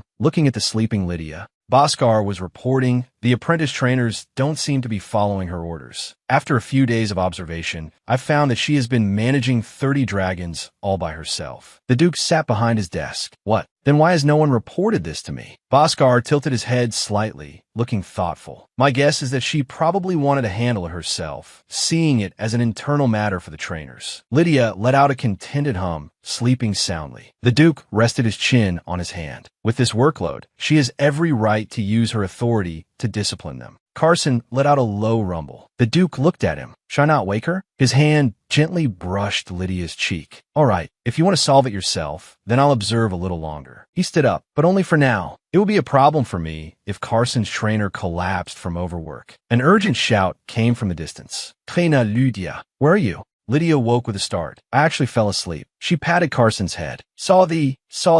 Something came up. A sharp shout pierced the air. Trainer Lydia. Lydia whipped her head around. What the hell? Why is he shouting so loudly? What happened? She stood up and hissed in a low voice. Keep it down. Did you forget this is a dragon stable? An apprentice with teary eyes looked at her. Something terrible has happened. Lydia looked at his panicked state. This ominous feeling. I swear I've experienced this recently. She held out a hand, signaling him to calm down. Take a deep breath. The apprentice gasped for air. Yes, all the dragons ran away. The moment we opened the gates, they rushed out. We didn't have time to react. Lydia's eyes were cold. So you wanted to tie up the dragons, and they took the chance to escape? The apprentice stammered. Why, yes. A dangerous smile spread across Lydia's face. And now you want me to clean up your mess? The apprentice trembled. The lead dragon has already taken the others and run far away. We can't control them at all. The remaining dragons won't listen either. Lydia put a hand to her forehead and sighed deeply. Honestly, I really want to let you solve this yourselves. She suppressed her anger. But that's just a thought. After all, dragons are dragons. Even if they're just dragon beasts, if we don't get them under control soon, something worse could happen. Lydia turned, her gaze firm. Carson let out a low roar. answering her call. Lydia ran out of the stable. The gate to the dragon paddock was wide open. She clenched her fists. I'll find them and bring them back. Carson leaped into the air, soaring into the clouds. Dragon horses, a type of dragon with scales and fur, antlers on their head, a smooth tail, and a form resembling a fine steed. Lydia rode on Carson's back. Where would the dragon horses go? She looked down at the land below. Carson, fly higher. Carson beat his wings powerfully, climbing higher.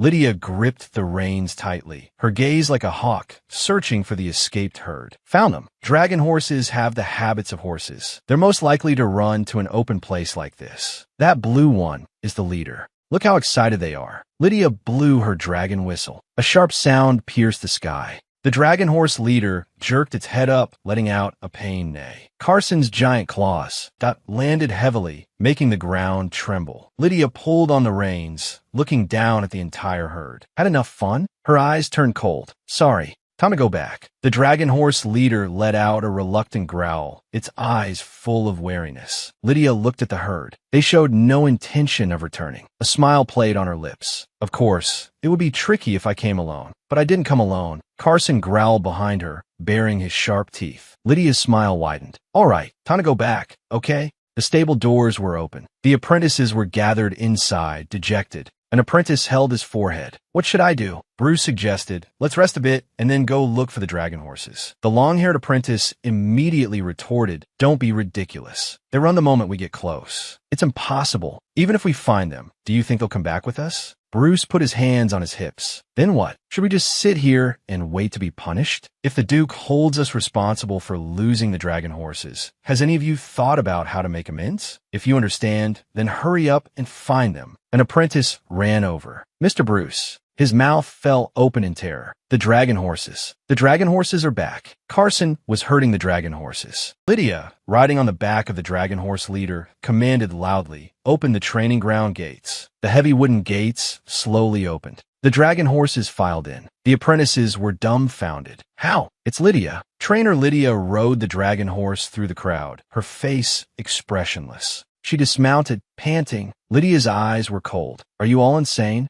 She glared at the crowd. A trainer's duty is to manage dragons. That's the most basic responsibility. What kind of trainer lets an entire herd of dragon beasts escape? The apprentices lowered their heads in silence. Lydia scanned them. Nothing to say. Bruce stepped forward. He knelt on the ground and bowed his head low. I am truly ashamed. Not ashamed. Lydia looked down at them all. Do you admit that your methods are wrong? The apprentices answered in unison, Yes, we admit it. Lydia's gaze fell on the kneeling Bruce. Then, are you willing to stop the pointless power struggles and cooperate with each other? Bruce looked up, his eyes filled with hope. You're not going to fire us? Lydia sighed softly. What right do I have to do that? I said it from the beginning. I need all of you. I have no intention of negating the efforts the trainers have put in for the ducal house. What we need is mutual respect. That's all. Bruce excitedly grabbed Lydia's hands. Thank you so much, Trainer Lydia. We will earnestly follow your guidance. Lydia looked at them. Honestly, it would have been better if it had been like this from the start. A pair of shiny leather shoes stepped onto the grass. The Duke,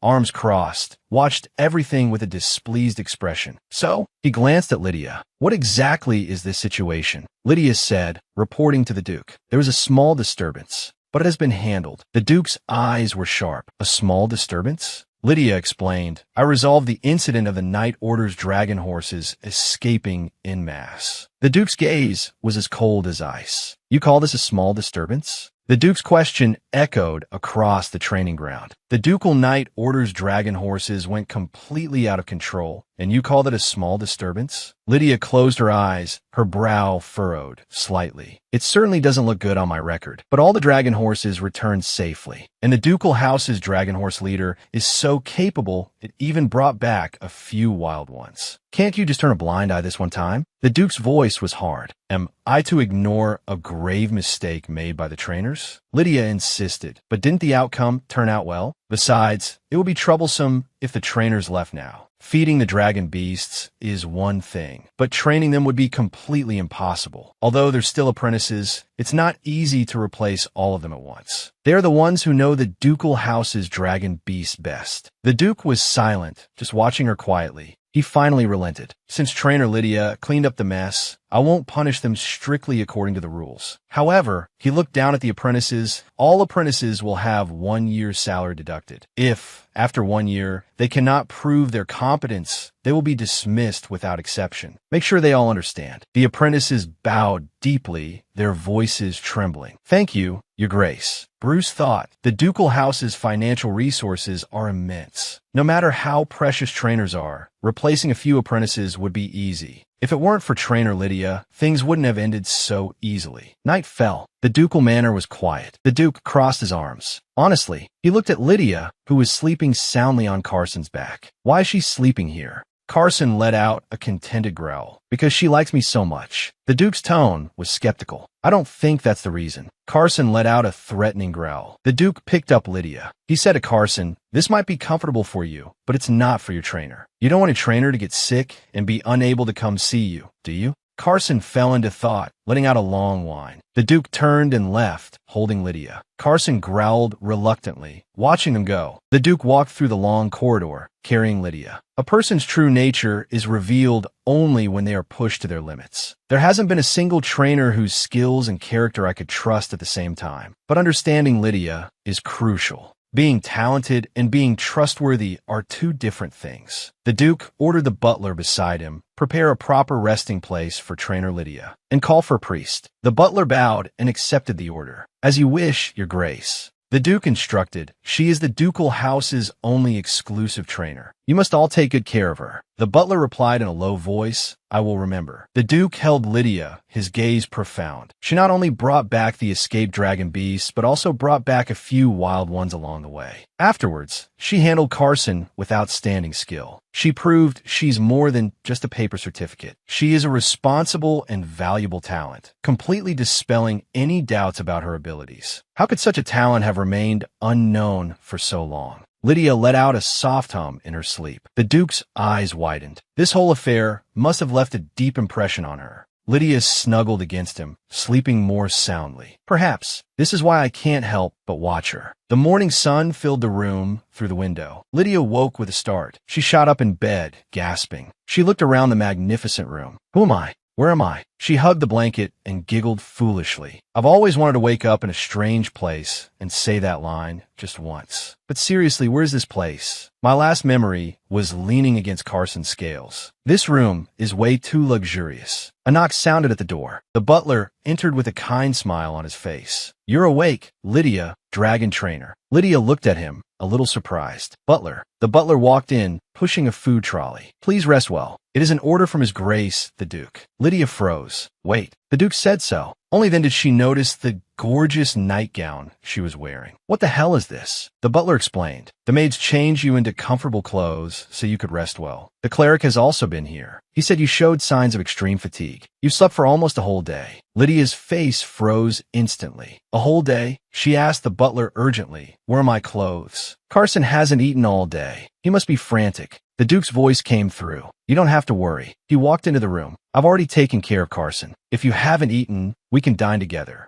Lydia was bewildered. What's going on? Why is he suddenly so nice to me? The dining table was filled with exquisite food. Lydia and the Duke sat opposite each other. Damn it, I thought it would be awkward, so I didn't want to come. But this food is just too delicious. The Duke watched Lydia as she devoured her food. His tone shifted. But isn't it dangerous to sleep in Carson's enclosure? Lydia explained, a little embarrassed. I know, but Carson's scales are just so warm. I couldn't resist. I guess I got caught. The Duke rested his elbow on the table, his fingertips lightly touching his lips. I'm not blaming you, but I hope you'll restrain yourself in the future. Lydia smiled slyly. It seems you've done the same before, Your Grace. The Duke fell silent, his gaze drifting aside. His expression turned serious. Your performance yesterday left a deep impression on me. Why don't we take this opportunity to have a frank discussion? To be honest, Carson's socialization training was an excuse. My real purpose was to find a resident dragon trainer for the duchy. It's very troublesome without a dragon trainer. From a professional standpoint, do Agrix dragons really need a pack structure? Lydia fell silent, her gaze turning sharp. The Duke saw her hesitation. I understand your concerns. All right, then you only need to be responsible for Carson's feeding and basic training. Lydia said, besides that,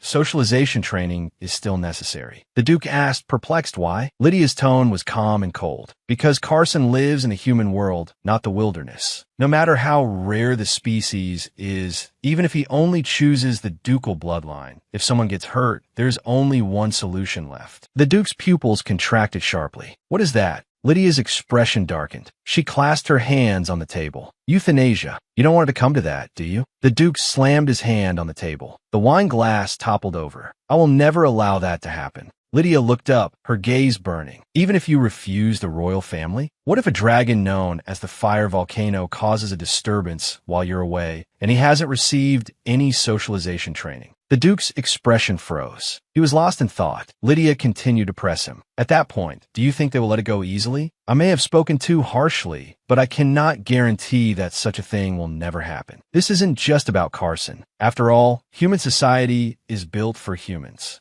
not for dragons. The reason no accidents have happened so far is only because you genuinely care for Carson. I know this isn't an easy decision to make right away, but I hope you will at least consider it. The Duke's gaze lowered. Lydia continued, since I've signed the contract to become Carson's exclusive dragon trainer, I will certainly do my utmost for both Carson and you. She asked enthusiastically, so, how long should I rest? The Duke stood up. I'll give you a week's vacation. Stay here and rest well during this time. Lydia stood up in shock. A week? What about Carson? The Duke's voice was calm. Lydia, before the dragon trainer came, I was responsible for all those things. Don't worry. As the Duchy's sole exclusive dragon trainer, please take care of yourself. Lydia sank weakly back into her chair and let out a long sigh. Did I speak too harshly? He clearly cares so much about Carson, but for some reason, every time we talk, it feels like we're arguing. I can't be sure yet, but a maid approached with a dish. Miss Lydia, would you like to order more food? Lydia pushed her worries to the back of her mind. I'll stop thinking about it for now. Time to enjoy this sweet vacation. Her eyes sparkled. Yes, please bring me another one. The same steak as before. The third day of Lydia's vacation. Your Grace, are you all right? You look a little pale. The Duke insisted, of course I'm fine. Lydia hesitated. Is a week too long? Maybe I should. The Duke cut her off. No, if you're resting, then rest properly. He turned and left, his back resolute. I don't want to entrust the work to someone who isn't well rested. Lydia watched his retreating back. He really doesn't look well. Did something happen? Oh well, if it were something serious, he would have said so. It's only for a week anyway. I'll have to work hard again after the vacation ends. It's fine. The fifth day of Lydia's vacation. The sun was perfect. She was wearing sunglasses, lying on a chair, and enjoying the rare leisure. A long-haired apprentice ran over in a panic. Lydia, dragon trainer, please help us. Lydia handed him a drink. Drink this slowly, then speak slowly. A familiar scene played out again. The long-haired apprentice pleaded anxiously. Please, come take a look at the Agrix dragon. Lydia said, isn't the problem with your own dragon? If it were Carson, the Duke would be taking care of him personally. Why come to me? The long-haired apprentice explained. The dragons we're looking after are all fine. We're feeding them exactly according to the recipes you wrote. The problem is that Agrix dragon. He cries every night, making the other dragons anxious and restless. A few of the more sensitive dragons have even injured themselves out of anxiety. Lydia shot up. Injured themselves? Are the injuries serious? The long-haired apprentice quickly waved his hands. Not serious, just some minor wounds. We treated them quickly, but after that, the Duke said he would handle it. He insisted on doing it himself. As a result, that dragon has been crying for days. I came while the others are distracting the Duke. He snukolviv. Lydia's eyes sharpened. So, he told me everything was fine, but the situation is actually terrible. Lydia's voice was ice cold. Where's the dragon you brought? She swiftly mounted the dragon's back. A mournful cry echoed from the woods. Lydia pulled the reins tight. I can hear it even from this far away. The dragon stables are far from the main residence. Because dragons are huge, even when moving carefully, they make a considerable amount of noise. Normally, you can't hear their calls from this distance. The long-haired apprentice was taken aback. Strange. Why did it get quiet? This has never happened before. Lydia leaped off the dragon's back and rushed towards the stable doors. She threw the doors open. The Duke was sitting exhaustedly on the ground, one hand on his forehead. He looked up. Lydia, dragon trainer. A deafening dragon's roar echoed. Carson intimately nuzzled Lydia's cheek, letting out a contented whimper. Lydia sighed helplessly. The Duke stood up, a hint of displeasure in his voice. Didn't I tell you to rest well? Lydia stroked Carson's head, her voice firm. When one's own dragon is behaving abnormally, what dragon trainer can rest in peace? She sighed softly. How can he be so stubborn? They say dragons take after their masters. That's not wrong at all. Look at him, being stubborn to the very end. Carson nudged Lydia playfully. Lydia soothed him. Are you unhappy because I took a few days off? Carson let out a low whimper and buried his head in Lydia's embrace. A glint of slyness flashed in Lydia's eyes. She looked at the Duke with a deadpan expression. She recalled the situation from that day. The Duke clearly cared a lot about Carson, but that conversation was strange in every way. Lydia began tentatively, Your Grace. This isn't just about a master being jealous of a dragon. Getting close to the dragon trainer. Carson bit Lydia's clothes. He let out a low growl. Lydia was startled. The decision isn't in the master's hands. Carson will make it himself. From the very beginning, the Duke never intended to accept anyone other than himself and Carson. A dragon you've raised with 10 years of affection suddenly becomes closer to a complete stranger. It's only human to feel disappointed. Carson let out a sharp cry on the grass. Lydia sat nearby, lost in thought. Expressing disappointment is actually a more gentle and mature reaction. But the Duke's case is one of distrust. I've heard that those chosen by dragons usually have deeper emotions than ordinary people. Between a normal person and a dragon, there's a deep bond that others cannot understand. It must be because he has an extraordinary bond with Carson. He chose me, but Lydia bowed deeply. I didn't expect Carson to be like this. I will correct this during training. Besides that, the Duke doesn't trust me. Lydia spoke up. You asked me to rest for a week, but can we start the training immediately today? The Duke turned to leave. I didn't want to disturb your vacation, but I couldn't calm Carson myself, so I had no choice. Lydia sat on the grass. She let out a long sigh. I'm very sorry, but please bear with it. In any case, if I mess this up, I'll be the one to suffer. Normally, an exclusive dragon trainer should have corrected these things when the dragon was young. But I guess no one ever taught the two of them these things. Carson rolled over playfully, letting out a cheerful cry. Lydia looked at the mud all over him. I'll have to give you a bath later. I hope there's a lake nearby where he can soak himself. That would make washing him easy. Lydia sat quietly on the grass, lost in thought. Carson nuzzled her back. Lydia's gaze hardened. Carson, back away. Carson flopped to the ground, letting out an aggrieved whimper. Lydia picked up her whistle, her eyes resolute. That's enough. If you want to be coddled, go to the Duke. Carson hung his head, letting out a low rumble. Lydia turned her head away. To be honest, I want to hug him and treat him well too. What dragon trainer wouldn't want to for a dragon that's close to them? Putting on a cold facade. Besides, Carson is unbelievably cute. But Lydia closed her eyes. Carson was nuzzling her from behind. I have to endure it. Both of them need this experience. I'm the exclusive dragon trainer for both of them now. The Duke stood under a tree. A loud noise made him look over sharply. Carson was roaring and charging towards him. He was knocked to the ground by Carson, a look of disbelief on his face. Carson? Carson licked the Duke's face affectionately. The Duke looked bewildered. Lydia stood to the side, smiling as she spoke. Didn't you ask me to correct Carson's behavior? The Duke looked at Carson, snuggled up beside him. Yes, he mused, but can it be corrected in just one day? Didn't Carson cry for Lydia for 5 straight days, not even listening to me? Did she use some kind of trick? The Duke's face was reflected in Carson's pupils. The Duke gently rested his head against Carson. This isn't a lie. Carson is genuinely happy to see me. Lydia watched them from a distance. Duke, I'm going to instruct the apprentice trainers now. My absence is also part of the training. Then, the Duke sighed softly. Lydia, dragon trainer. Lydia turned back. Her eyes were calm. The Duke spoke in a low voice. I'm sorry. He doesn't usually cry and make a fuss because he wants to see someone.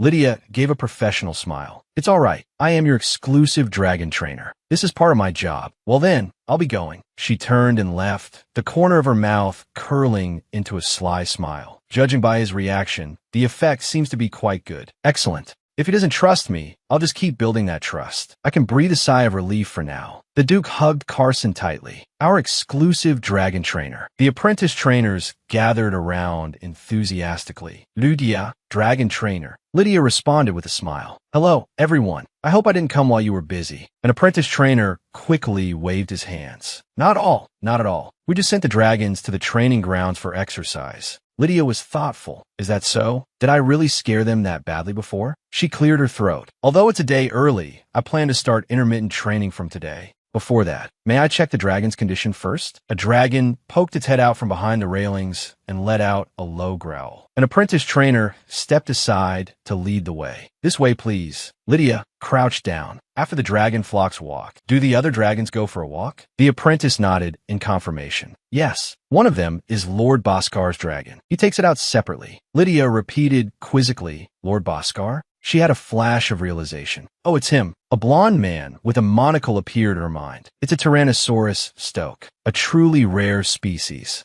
The apprentices whispered among themselves. I heard that Duke Alberant brought it here specially. Lydia was puzzled. The Duke seems to be very fond of Lord Boscar, to even give him a Tyrannosaurus stoke. The apprentice explained they're childhood friends. They're inseparable. A commotion was heard from a distance. Lydia and the apprentice trainers looked towards the sound. Which one is it? In the darkness behind the fence, a pair of blue eyes gleamed. Lydia asked softly, is something troubling you? She gently held out her hand. Good boy, will you come over here? A huge white dragon suddenly roared, baring its fangs. Two apprentice trainers rushed over. Lydia, dragon trainer, are you all right? Lydia, squatting on the ground, waved her hand casually. Yes, I'm fine. May I ask, where's the trainer in charge of the mastlid species? A man rushed over. That would be me, dragon trainer Lydia. Lydia stood up. When you were taking care of him, were there any unusual signs? Please tell me, even if it's something small. The man thought, unusual signs. Compared to other dragons, Luila is naturally sensitive and reacts more intensely. He's always been like that. Lydia repeated, always been like that. Bruce stepped forward. That dragon has had its owner changed once before. It was during the height of the succession dispute in the Alberant ducal house.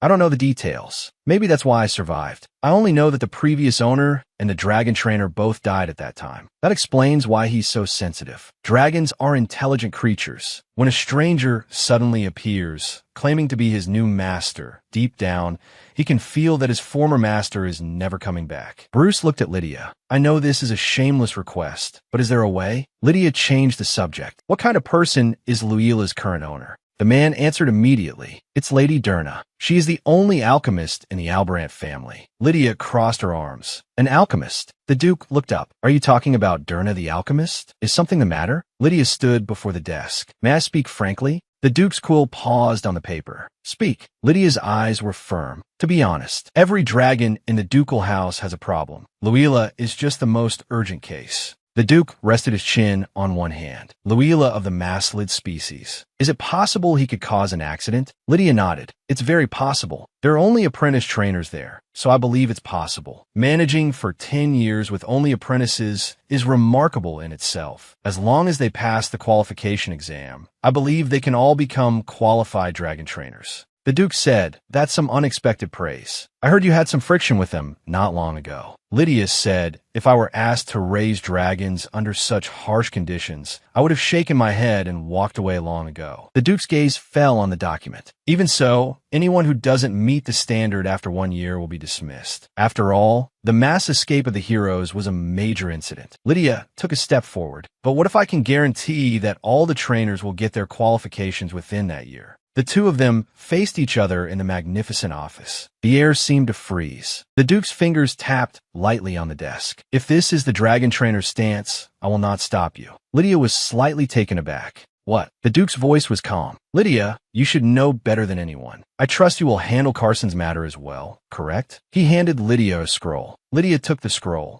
Yes. She turned to leave, her footsteps echoing in the empty hall. I heard Durna locks herself in her lab to focus on research. It won't be easy to get her to come out. If she disregards the authority of the exclusive dragon trainer, show her this. Managing both Carson and Luila at the same time. I thought it would take some time to persuade him, which is why I used the trainer's qualifications as a bargaining chip. I didn't expect him to agree so easily. Lydia stopped in her tracks. Well, I guess that's lucky. For now, I'll focus on the task at hand. She knocked on a laboratory door. Is anyone there? A figure appeared silently from behind the door, their steps light. The door creaked open. Lydia met a pair of unfamiliar eyes. A black-haired woman was leaning against the doorframe, her eyes wary. Who are you? Lydia asked tentatively. Are you Durna, the alchemist? Durna confirmed her identity. It's me. Lydia flashed a brilliant smile. I'm Lydia, the exclusive dragon trainer of the Albarant ducal house. She handed the scroll to Derna. Why does this feel like a job interview? Derna stepped aside. Please come in. Lydia rejoiced inwardly. I passed. She stepped inside. Thank you. Lydia's words trailed off. She was stunned by the sight before her. The entire room was piled high with books and clutter, a complete mess. Derna's voice broke the silence. What did you come here for? Lydia sat on a bench. She smiled and began, I heard that you were the master of the mass-lid dragon, Luila.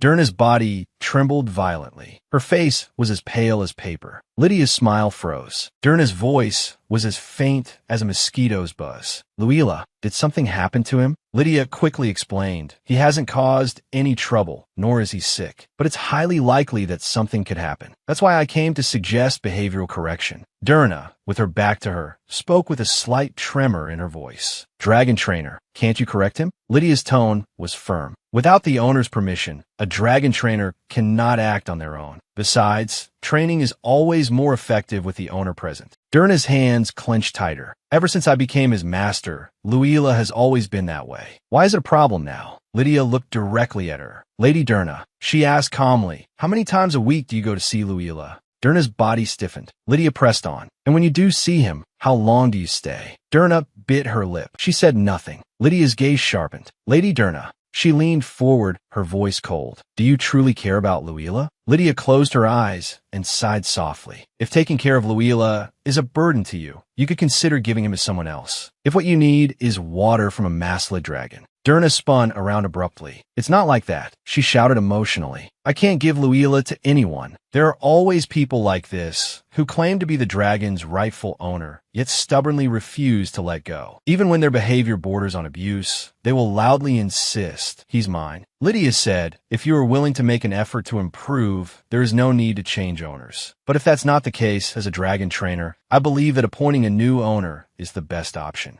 Derna's body trembled. I really did try. I tried to get close to Luila, but he wouldn't open up to me easily. Whenever I got close, he would growl. And then the accident happened. That day, Luila was unusually sensitive for some reason. Even now, I don't know what I did wrong. I just felt a searing pain. Then blood splattered everywhere. Derna lifted her robe, revealing a hideous scar on her abdomen. They said if the wound had been any deeper, my organs would have spilled out. Lydia watched quietly. I understand the situation, but this makes things even harder to comprehend. Facing Luila is a heavy burden for you. Then may I ask why you refuse my proposal? Some dragon trainers, after being injured by a dragon, give up due to the trauma. Lady Derna, your injury was severe. Derna's voice was choked with tears. Even so, I can't send Luila away. A flicker of confusion crossed Lydia's eyes. Luila is. Derna covered her face with her hands, tears seeping through her fingers. Luila was my father's dragon. I wanted to build some kind of connection with him. But now, every time I see him, I remember that day. The moment I see him, I remember being injured. I don't know what to do anymore. I don't want to send Luila away, but I start trembling the moment I face him. Sunlight filtered through the leaves.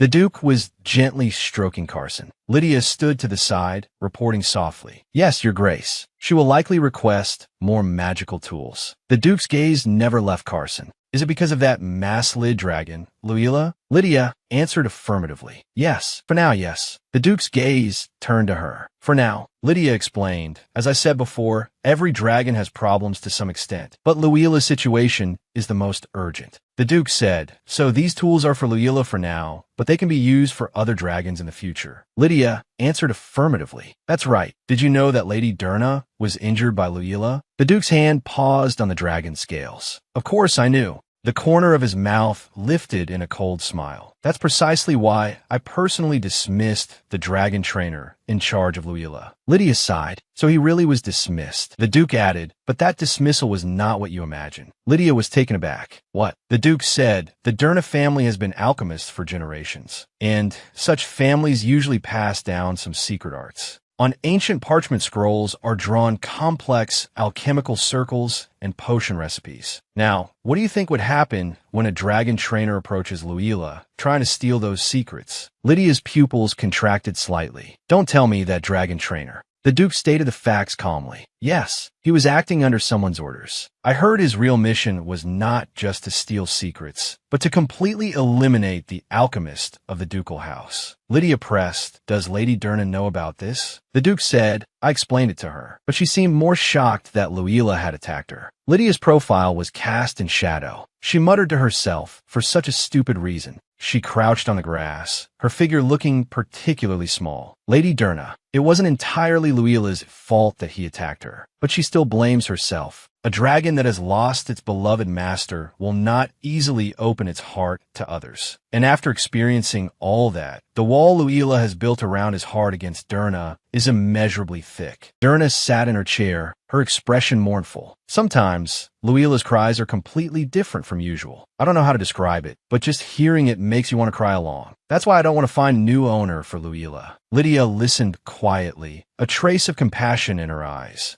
A bitter smile appeared on Durna's face. I want to tell him that he's not the only one who has lost someone they love, but I'm too clumsy. I can't convey this feeling. If you train him, will Luila change? Lydia lowered her head. Carson looked at the Duke, a questioning look in his eyes. What should I do? The Duke waved his hand. Do what you do best. Carson snuggled up to Lydia's side. Lydia gently patted his head. Did I make you worry? The Duke said, You're also Carson's exclusive dragon trainer. Lydia froze. It was too sudden. The Duke narrowed his eyes. That look in your eyes right now is very insolent. Lydia sighed softly. Since you put it that way, this proposal isn't bad for me either. Carson gets depressed easily. It's good for him to keep his distance. Lydia cleared her throat. Carson, she smiled. Do you feel neglected? Carson snorted excitedly, his eyes full of anticipation. Lydia smiled and soothed him. Yes, that's right. A good boy who waits patiently deserves a reward. Since it's my employer's request, of course I should agree. There's no benefit in provoking the Duke. I don't know why he suddenly changed his mind.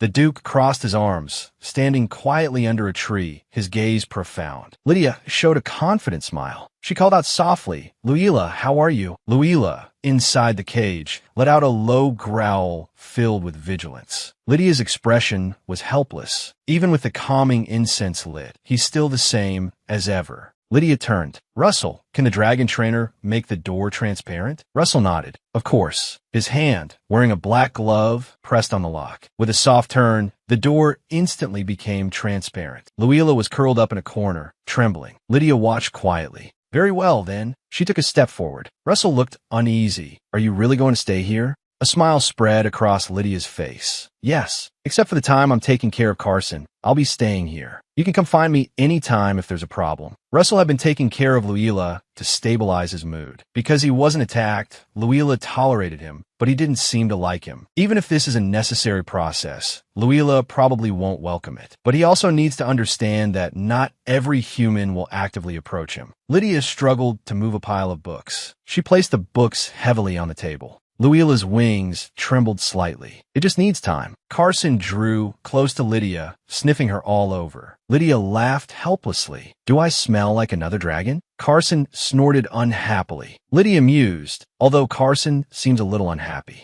But this isn't a bad thing. If he can slowly get used to other dragons this way, it's a win-win. This is the second week of standing guard in front of Luila's enclosure. During this time, we've shared Luila's feeding duties. I'm responsible for the mornings, and Russell the dragon trainer is responsible for the evenings. Just by standing idly in front of the enclosure, Luila's tension seems to have eased. Lydia rested her head on the table. Luila lay quietly to the side. The distance between us has shortened a lot. Before, he would always curl up in the farthest corner. Now he even comes over to sniff me. Russell the dragon trainer walked by, pushing a food cart. Luila lifted his head warily. Lydia sat on the grass. I thought this would take months or even years. This is an unexpectedly good sign. Maybe it's time to talk to Lady Durna. A sound came from behind her. A low growl. She turned around abruptly. Carson was close in front of her, holding a small bouquet of flowers in his mouth. Lydia's eyes were full of amusement. Did you bring this for me? She lay on the grass. Who would have thought he was a fire dragon? A dragon this big is already over 10 years old. Sometimes these behaviors are just too cute. Lydia held the small white flower in her hand. But even so, Durna won't stay for long. Carson's gaze turned sharp. He let out a low roar. Lydia soothed him. I'm learning about the behavior of fire dragons through Carson. But to be honest, right now he's like a child throwing tantrum. Wait, a child. What if Carson and Luila's situations were reversed? Sunlight filtered through the leaves, casting dappled shadows. Lydia looked at Derna with concern. Are you really okay? You don't have to force yourself. Derna's hands were clenched tightly, her knuckles white. I'm Fina. It's not that I'm not scared, but I can handle it as long as I'm outside the enclosure. Lydia reached out and gently placed her hand on the back of Derna's. There's something I need to confirm, so I ask for your help, Lady Derna. If it becomes too much, please tell me immediately. I'll be right by your side. Don't overthink it. Just say hello and come out. Derna nodded. Okay. She took a deep breath and stepped forward into the enclosure area. A low roar came from the shadows. Luila revealed his icy blue eyes, full of hostility. Derna suppressed her fear, her voice trembling slightly. Hello, Luila. I'm here. I just came to say hello. I'm sorry I haven't come to see you in so long. Lydia stood outside the enclosure, quietly observing him. He's more wary of his owner than of a stranger. Luila has been through too much. More observation is needed, but his reaction is worse than I expected. Derna slowly approached Luila. Luila remained crouched on the ground. His eyes were cold. He suddenly opened his massive jaws and let out a sharp hiss. Derna stumbled back in fear. Lydia rushed forward. Lady Derna, that's enough. Luila's claw swiped down with a sound that tore through the air. Lydia held Derna tightly. This time, he's not just being dangerous. He's really trying to kill. The truly shocking one isn't Lady Derna. Lydia's gaze was cold and resolute. The truly shocking one is me. Lydia looked at the terrified Derna. Lady Derna. Derna held her head in her hands, her voice trembling. Yes. Lydia's tone was firm. Trust me. Act like you're trying to drive me away. Derna looked up, her eyes full of confusion. What? Lydia explained the plan. Just push me away, and I'll immediately back off. Once I'm gone from sight outside, you speak gently to Luila and then walk out. Lydia's gaze became serious. The process will be scary, but it's a necessary step to improve your relationship with Luila. Derna gritted her teeth. Okay. She pushed Lydia. A flash of encouragement appeared in Lydia's eyes. A little harder. Derna hesitated, but Lydia's voice was unquestionable. It's okay. Even if I fall, you have to show him clearly that you're rejecting me. Derna took a deep breath and pushed with both hands. Luila watched this scene, confused. Derna suppressed her inner turmoil and announced loudly, I'm leaving now. A smile of approval appeared on Lydia's face. You did very well. She stood up. Understood. Lady Derna, call me anytime you need me. Fear and surprise mingled in Derna's eyes. A low growl rumbled in Luila's throat. A drop of cold sweat slid down Derna's cheek. Her voice trembled. I'm leaving right now. I was just passing by to check on you. I'm sorry. Luila froze for a moment. Derna left without looking back, her figure disappearing beyond the door. Luila stared at the empty doorway and let out a low whimper. Derna held a teacup, her expression downcast. I'm sorry. If only I could have done better. Lydia sat across from her, her tone gentle yet firm. This isn't your fault, Lady Derna. In fact, I don't think it's anyone's fault. The person who truly made a mistake isn't here. Of course, this requires effort from both sides, but right now, you are both victims. And Luila doesn't hate you. Lady Derna's brow furrowed, but he was so aggressive just now. Lydia's gaze was sharp, but his target was me. Derna's pupils contracted. Impossible.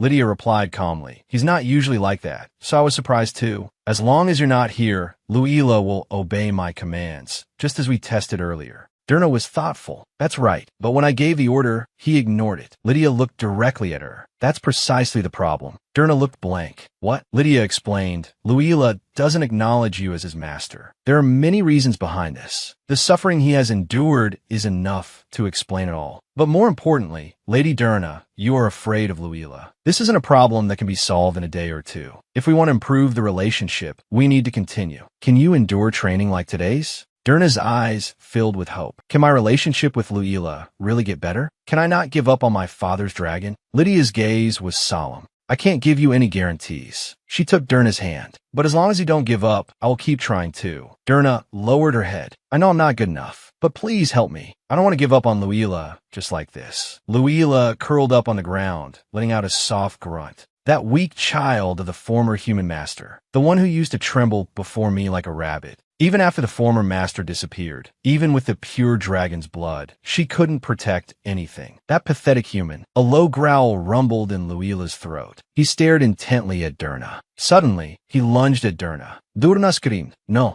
Luila. Luila's movement paused. He let out a confused low cry. Derna stood before him, her expression calm. She called out softly, Luila. In the white dragon's blue eyes, the figure of Derna's father was reflected. I said no. You little rascal. Luila looked at the Derna before him, a weak human putting on a brave front. He suddenly raised his head and let out a deafening roar. Derna's voice rose above the dragon's roar. You are not allowed to yell at me. Lydia watched this scene from afar. As expected, suppressing Luila isn't easy. After all, he's been lording it over Derna for years. Even if the previous trainer hadn't played tricks, someone still would have gotten hurt. Lydia's gaze sharpened. It seems there's no other choice. A cold smile touched the corner of her mouth. Carson, as a senior, you need to give him a good scolding. Carson let out a low roar. Lydia called out softly, Lady Derna. Derna smiled in response. Trina Lydia. This is the Agrix dragon, Carson, right? Her tone was full of awe. He's truly magnificent. Luila's ears twitched slightly. He let out a confused, low sound, his claws pawing at the ground. Derna reached out and gently stroked Carson. Luila let out a hiss. Derna trembled slightly. Lydia stood to the side, arms crossed. Carson, don't stop. Luila needs to understand one thing right now. If you don't submit, the human who only has eyes for you might turn to another dragon. Lydia's eyes were cold. Anyway, it's the truth. If Luila doesn't change his attitude, even if Derna hesitates, I'll step in myself. Luila let out a shrill screech. Carson watched him coldly. Luila let out a whimper, his body trembling uncontrollably. There was a hint of worry in Derna's voice. Luila is like that. Lydia soothed her. He's just looking in that direction. It's all right, Lady Derna. Are you okay? A courage potion to overcome fear. Main ingredient, sun pepper seeds. Taking a large dose can lead to overconfidence and reckless behavior. Derna answered, luckily, the potion is working well. Besides my heart beating a little fast, I'm fine. Lydia pressed, are you really okay? In any case, you've worked hard today. As I said before, for the next week, you don't need to go to Luila's enclosure. Derna clasped her hands, her expression grave. But just now, Lydia's tone was firm. I will take full responsibility for Luila's well-being. Carson nuzzled Lydia obediently. Lydia smiled and stroked him. You're here. Well done. Derna bowed deeply. Then I'll leave Luila in your care. Lydia waved her hand. Don't worry. From now on, the one who should be worried is Luila. A week later, Derna came running. She called out urgently, Trainer Lydia. She ran up to Lydia, her tone full of concern. Is Luila okay? Has he been eating well? Has he been for a walk? Lydia interrupted her with a smile. You must be very curious. In that case, wouldn't it be faster to go see for yourself? Derna's face lit up with understanding. Let's go quickly. Lydia turned to lead the way, with Derna following closely behind. I was too confident just now, Lydia mused. To be honest, I'm not entirely sure how Luila will react. If this method doesn't work either. Derna nervously approached the enclosure, calling out softly, Luila, what's wrong? Are you hurt? Luila slowly raised his head, a purring sound coming from his throat. He suddenly got up and rushed towards Derna. He opened his mouth wide and let out a joyful roar, tears streaming from his eyes. Lydia stood to the side, letting out a soft breath. Derna was taken aback by this sudden display of affection. This was Lydia's suggestion. Can you try speaking to him gently? Derna's cheeks flushed slightly. She reached out a trembling hand and called, Luila. Luila gently rested his head in her palm and closed his eyes. Derna was stunned by this sudden intimacy. She looked confused. What's going on? This is the first time Luila has ever been like this. Luila lay on the pile of grass, looking exceptionally docile. Lydia explained, it's nothing special. I just made him understand that you're the only one who cares for and loves him. To put it simply, I gave him a bit of shock therapy. This is just the beginning, Lady Derna. From now on, you need to build a good relationship. Derna whispered, thank you, trainer. Thank you so much. Lydia stretched her arms, her face beaming with joy. Great, we've passed the first hurdle. The important thing now is... The three apprentices looked up at Lydia, their eyes full of admiration. Lydia looked puzzled. Bruce, what's wrong? Bruce laughed heartily. I'm just so surprised. Lydia crossed her arms. Are you talking about Luila? Bruce nodded. Yes. Seeing Luila become more and more responsive. I'm just more and more impressed with you. Lydia smiled. She suddenly realized, wait, now that you mention it, I completely forgot about my promise to the Duke. Lydia turned to Bruce. Bruce, you've worked here the longest, right? Bruce answered, yes, for over 10 years. Lydia clasped her hands, smiling amiably. About that matter. If you have time, could we talk? Bruce scratched his head. Of course. Are you talking about the licenses? Lydia nodded in confirmation. Yes, I want to help the Duke's apprentice trainers get their licenses as soon as possible. Bruce's expression faltered. Lydia said, they just don't have licenses. Their experience and skills are enough to be official trainers. Once they get their licenses, their treatment will be completely different. Bruce's eyes lit up. That's a great suggestion. Lydia continued, right? As long as they get their licenses, even after a year, they won't have to worry about being kicked out of the duchy. Bruce looked troubled, but I think it might still be difficult. Lydia paused abruptly. She asked, puzzled why? Bruce looked awkward, his finger lightly touching his lower lip. Bruce scratched his head and said with a laugh, I'm grateful for your offer, but I think it's too difficult for me. Lydia was flustered by this unexpected answer. She forced a smile. Why would you think that? Bruce explained, I'm not married and live alone. I can live comfortably on my current salary. Besides, studying really isn't for me. There's also a gap between my experience and the knowledge in books. Lydia's gaze sharpened. She spread her hands. But didn't the Duke say, if we can't prove our abilities within a year, we'll be fired? Is there any clearer proof than this? Lydia's thoughts raced. Wait, this isn't just Bruce's problem. The trainers of the duchy have all been through a hellish test. They passed a loyalty test and are managing the dragons as apprentices. Wouldn't they have their own standards?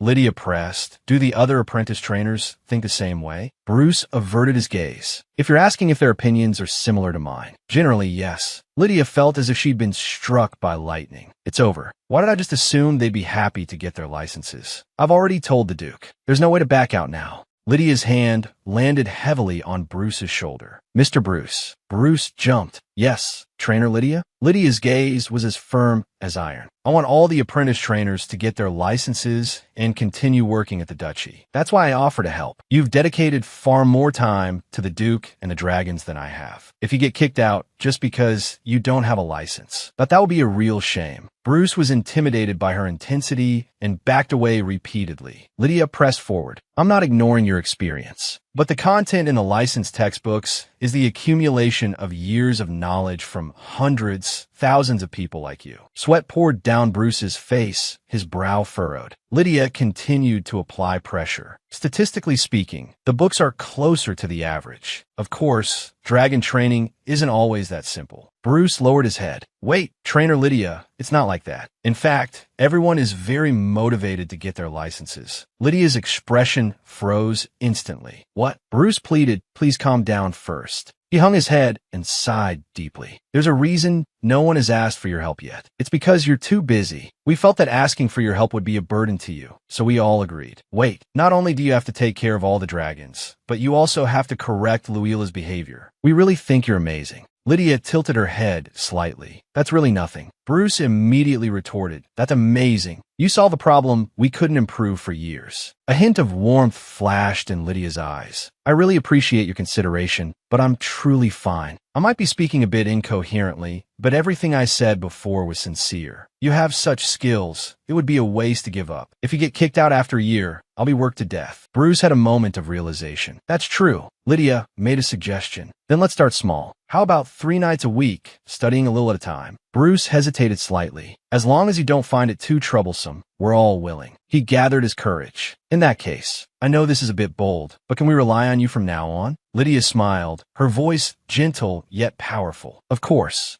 Their hands clasped firmly together. Night fell. Luila was humming a tune. A smile played on my lips. Have I been this happy recently? To be honest, I often thought that giving up on Luila might be better for him. I was gradually worn down by his endless vigilance and aggression. Even now, standing in front of him, I still remember the time I was injured. I'm not completely without fear, but at least now I can stroke Luila. This is all thanks to Trainer Lydia. Her gaze fell on the Duke, walking over from a distance. She hurried forward. Duke. The Duke looked at her. Have you handled everything? Durna handed over a box. Is everything you promised ready? The Duke took the box. Of course. You seem to be in a good mood. Are things going well with Luila? Durna replied excitedly. Yes, thanks to Trainer Lydia, I can even touch Luila's nose now. Isn't that amazing? The Duke chuckled. Trainer Lydia is indeed very capable. Durna's gaze went over his shoulder, and she suddenly urged him. She saw Lydia teaching the apprentices. The Duke explained, in exchange for taking care of Luila, she agreed to train the apprentices. Durna watched the scene through the window, a hint of surprise in her eyes. I didn't know about this. The Duke watched Lydia's figure. It's wonderful that we were able to hire a suitable trainer this time. Derna called out softly, Your Grace. The Duke spoke. What is it? Derna asked with concern. Are you still not sleeping well? The Duke turned abruptly and walked away quickly. That's not something you need to worry about. Derna followed closely. Even if the dosage is adjusted, long-term use of sleeping pills is not recommended. I'm working with a healer to create. The Duke's steps halted. The only place I can sleep peacefully is by Carson's side. Derna stopped walking, just as Luila opened his heart to me. If only the Duke's heart could open up one day, too. Thought how wonderful that would be. The night sky was dotted with stars. Lydia stood with her hands on her hips. All right, here's a problem. I came to bring the dragon food, but I found my employer instead. How should I describe my feelings? Carson let out a low growl. Lydia immediately soothed him. I know. I'll go in quietly. She tiptoed closer. She gazed at the Duke's sleeping profile. I don't want to admit it, but he's certainly handsome. It would be nice if his personality matched his face. Unfortunately, I'm not the female lead. Expecting a gentle side from him is too much of a luxury. He's sleeping so soundly. It seems wrong to wake him now, but I think it's time. After all, it's Carson's mealtime. He's a Grand Duke. But can he really just sleep here like this? The Duke woke up in an instant, flipping over with a dagger in hand. The cold blade pointed straight at Lydia's neck. Carson bit Lydia's collar and pulled her back. The Duke's eyes were cold. He demanded sharply, Who's there? Lydia's eyes widened in terror. Blood seeped from the cut on her neck. The Duke saw who it was, and his pupils constricted. Traina Lydia. The Duke immediately withdrew the dagger, his tone full of apology. I'm sorry. Did I scare you? Lydia managed to speak. I came to Carson's lair and found you asleep, so I was going to wake you. The Duke's gaze fell on the blood on her neck. Are you all right? He hurriedly supported Lydia's shoulder. We must call someone for treatment immediately. Lydia struggled. I'm Fina. The Duke stood frozen in place. Lydia called out anxiously, Your Grace. She clapped her hands sharply. The Duke came to his senses. Traina Lydia. Lydia nodded. Yes, it's me. She pressed a handkerchief to her neck. This is the Albarant Duchy in Carson's lair. The Duke looked at her. Go get treatment first. Lydia said, The bleeding has stopped. The Duke stood up, his tone leaving no room for argument. Go get treatment first. The Duke's movements were swift. He scooped Lydia up in his arms. Lydia struggled in his embrace. Whoa, I think I saw something I shouldn't have. I'd better pretend I didn't notice. The Duke's gaze fell on the scar. There's still a scar there. Lydia said, as a dragon trainer, it's a luxury to expect to have no scars. The Duke said, I will call a healer to heal the scar completely. This is an order. Lydia was taken aback. What's with him? Why does he have to give orders for something like this? Then I'll leave after feeding Carson. Carson let out a low growl. Lydia froze. The Duke's voice sounded again. With your personality, even if I gave an order, you wouldn't obediently go for treatment, would you? Lydia closed her eyes. Is this guy a mind reader? How'd he know? The Duke looked down at her. Is there anything else? Lydia clicked her tongue in annoyance. She turned her head away. Fine, but I can walk there myself. The Duke turned and left, still holding her. Lydia was as stiff as a board in his arms. Footsteps echoed in the magnificent hall. A cry of surprise came from a distance. Your Grace. The butler bowed deeply. He asked in a panic, Where have you come from? The Duke said, I was just with Carson. He gave an order. More importantly, go and fetch a priest who can use divine power. Trainer Lydia is injured. The butler cried out, Miss. Your neck is injured. Heavens, what happened? Lydia quickly explained, There's no need to be so dramatic as to call a priest. The Duke continued his orders. Be sure to prepare a meal for Trainer Lydia. The butler replied respectfully, As you command. Lydia quickly waved her hands. I'm actually very busy today. The Duke's eyes instantly turned icy. Are you refusing my command? Lydia clutched her stomach. Vav, I'm starving. The dining table was laden with a sumptuous feast, shimmering with an enticing glow. Lydia sat at the dining table, flanked by two maids. She held a knife and fork, her mouth stuffed with steak. Steak first thing in the morning. Am I being treated a little too well? Or is it just my imagination? The butler approached. Trainer Lydia, the Duke left a message for you. Carson has already been fed, and Luila is being looked after by her original trainer. So please, enjoy your meal in peace. Lydia's eyes lit up. Is this his apology for holding a knife to my neck? It's a bit over the top. A maid filled her glass with red wine. Considering how he usually is, I thought he'd just laugh it off. Lydia's cheeks puffed out. But maybe that's not it. He doesn't really need to feel that sorry. The Duke sat in a chair, recalling his conversation with Lydia. Next time you want to sleep with Carson, please tell me in advance. Don't just sneak into his enclosure without a word. The Duke asked, aren't you going to ask me why I slept there? Lydia couldn't help but let out a soft laugh. The Duke looked at her, puzzled. Lydia covered her mouth, her smile radiant. Anyone who's experienced Carson's scales, even once, should be able to guess the reason. The Duke sat in his chair. When she gave that answer, as if she understood everything. Why couldn't I deny it? The reason for sleeping beside Carson wasn't just because his scales were warm. Even so, I still can't fully trust Lydia. Weren't all those dragon trainers in the ducal estate good at pretending at first? Drawing my sword was justified. Since then, no one has dared to approach my bedroom carelessly. I summoned a priest to heal her and gave her food. That should be enough. The magnificent ducal manor was bathed in sunlight. Lydia staggered under the weight of a heavy pile of books. Teaching others is really a difficult task. She stopped by a long table where apprentice trainers were studying. Looks like I'll have to prepare extra materials for the Dragon Horse section. The questions I've received made me realize there are gaps in the content. The existing books don't seem to be enough. Should I go to the archives? But there's no guarantee they'll have the books I want there. I also need materials on the physical characteristics of the Agrix dragon. Lydia was buried in a pile of books. Luila's training is almost complete. It's time to start Carson's pre-cohabitation training. I need to request access to the archives and also discuss the training grounds. Looks like I'll have to see my employer. The Duke's figure appeared in the garden. Lydia walked up quickly. Your Grace, you're back a bit early today. When I was at the Shar Training Center, I didn't even see the director this often. She continued, it's about time for Carson's afternoon training and walk. The atmosphere has been awkward since this morning. The Duke's gaze fell on the books in her arms. What are those books? Lydia explained with a smile. These are materials to help the apprentices prepare for their qualification exam. The Duke eyed the thick pile of books. Is that so?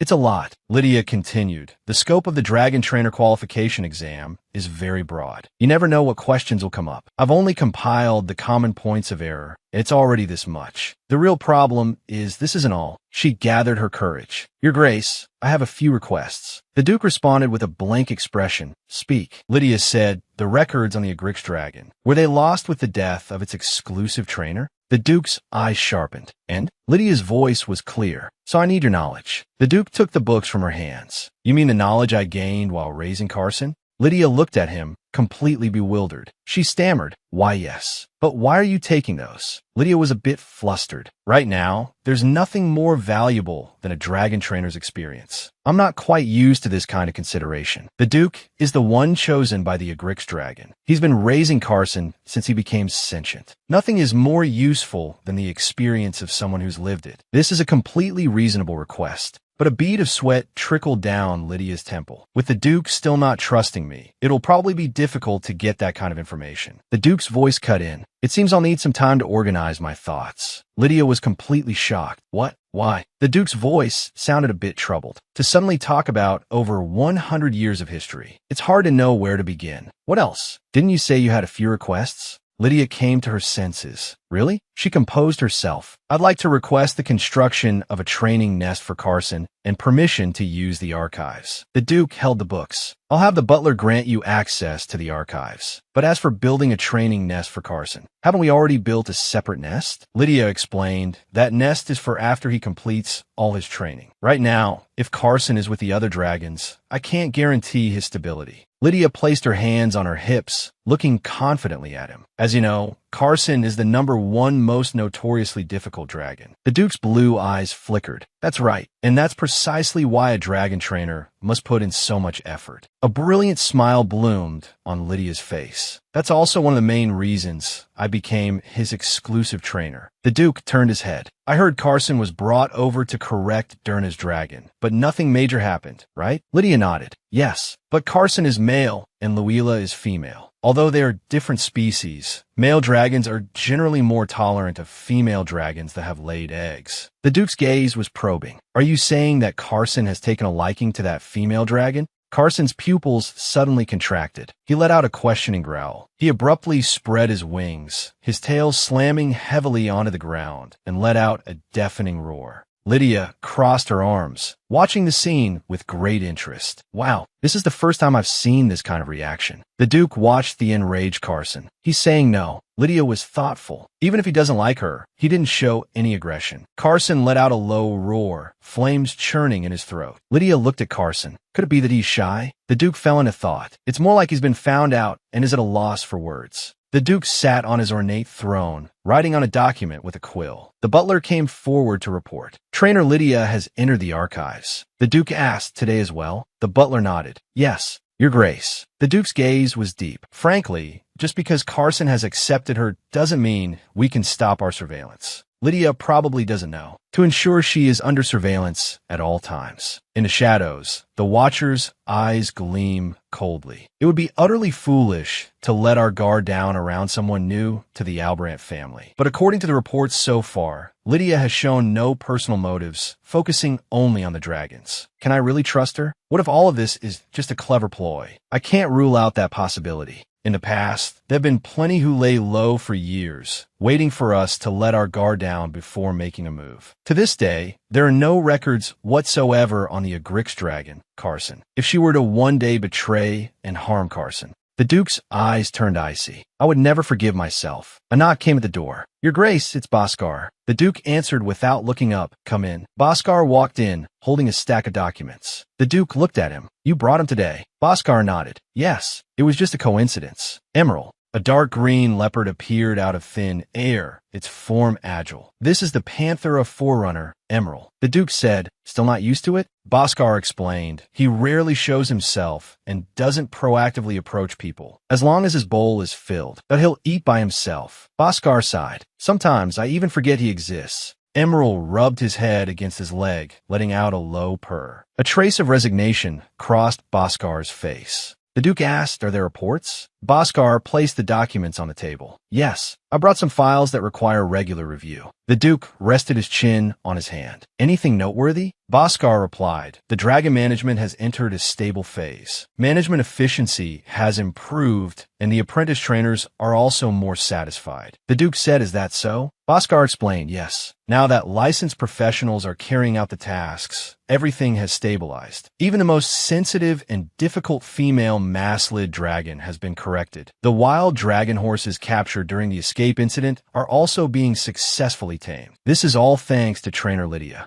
The Duke spoke slowly. Do you trust her? Bhaskar was taken aback. If you're talking about trust, can you guarantee she won't change like those infiltrators? The Duke's profile was stern. Can you guarantee she won't change like those infiltrators? Bhaskar admitted frankly, if that is what your Grace is referring to, then not yet. In that case, why don't I personally monitor Trainer Lydia? And there is something I'd like to discuss with you. He glanced down at the leopard by his feet. Don't you need a reason to trust Trainer Lydia? Bhaskar had a gentle smile on his face. I also hope that someone like Trainer Lydia won't betray us. If you find it difficult to decide alone, why not leave it to me? Lydia looked astonished. The Panthera forerunner. You mean training him? Bhaskar clasped his hands in front of him. Yes, that's right. A smile that was hard to refuse spread across his face. Would it be a bother for you? Lydia was a bit flustered. She quickly waved her hands. That's not what I meant. How should I put this? It's just that I never expected to be training a Panthera forerunner, a species known for being fiercely loyal to its master and never leaving their side. And Bhaskar is a key figure who manages the duchy's affairs when the Duke is away. A person of his status couldn't have possibly called me here just for something like this. Lydia's thoughts cleared in an instant. She forced a smile. Could you tell me what kind of training is needed? I haven't heard of any particular problems with the Panthera forerunner that Lord Bhaskar is raising. Bhaskar softly called Emerald. From the shadows behind him, a massive leopard-like creature appeared silently, its dark green fur covered in spots. It had a single horn on its forehead and a pair of jet-black wings folded against its back. It padded forward silently, its emerald eyes locked on Lydia. Lydia held her breath. Wow.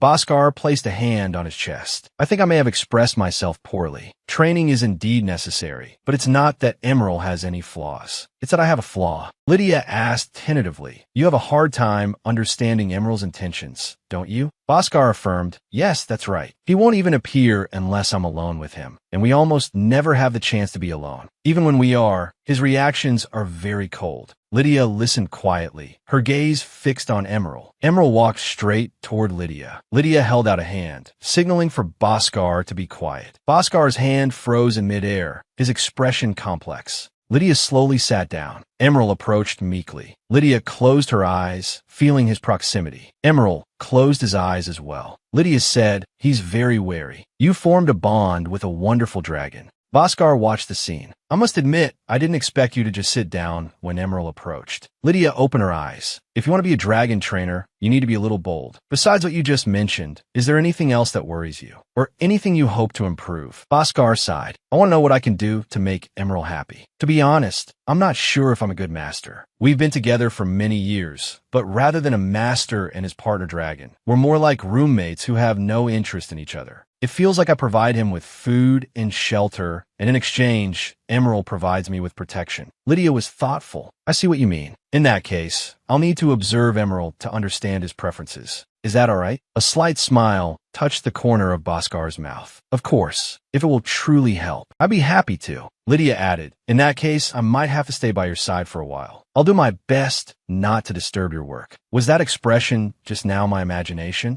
Bhaskar smiled. "Quite the contrary. I'm the one who's worried about disturbing you, Trainer Lydia." Lydia quickly replied, "It's no problem. This is my job after all." Bhaskar took her hand. "Then I'll be in your care for this period." Bhaskar sat at his desk, his quill scratching across a document, pretending to do something else to lower Emerald's guard. Her reasoning is very persuasive. If she were truly, as the Duke suspects, attempting to leak the family's internal secrets, she could have used this as a pretext to access documents. It's a good opportunity, after all. Yet, unexpectedly, there is nothing suspicious about Lydia's behavior. It even makes me wonder why the Duke is being so cautious. It's only been a few days, but in this short time, her interest is clearly only in dragons, because the focus of her gaze is always Emerald. Other than that, the only thing I've discovered is that she doesn't seem to like being indoors very much. Lydia yawned. Bhaskar spoke up. "Trainer Lydia, how are things? Any progress?" Lydia snapped back to attention. "If you're asking about Emerald, yes, I've made progress." Bhaskar looked up. "Is that so?" The documents had no loopholes when I last checked. The magical device I installed beforehand also showed no unusual activity. If she hasn't made a move because she hasn't had the chance, she should be using Emerald as an excuse to extend the observation period. Am I overthinking this? Was the Duke wrong? Lydia walked to Bhaskar's desk. "Based on my observations these past few days, you just need to, when Emerald is looking at you,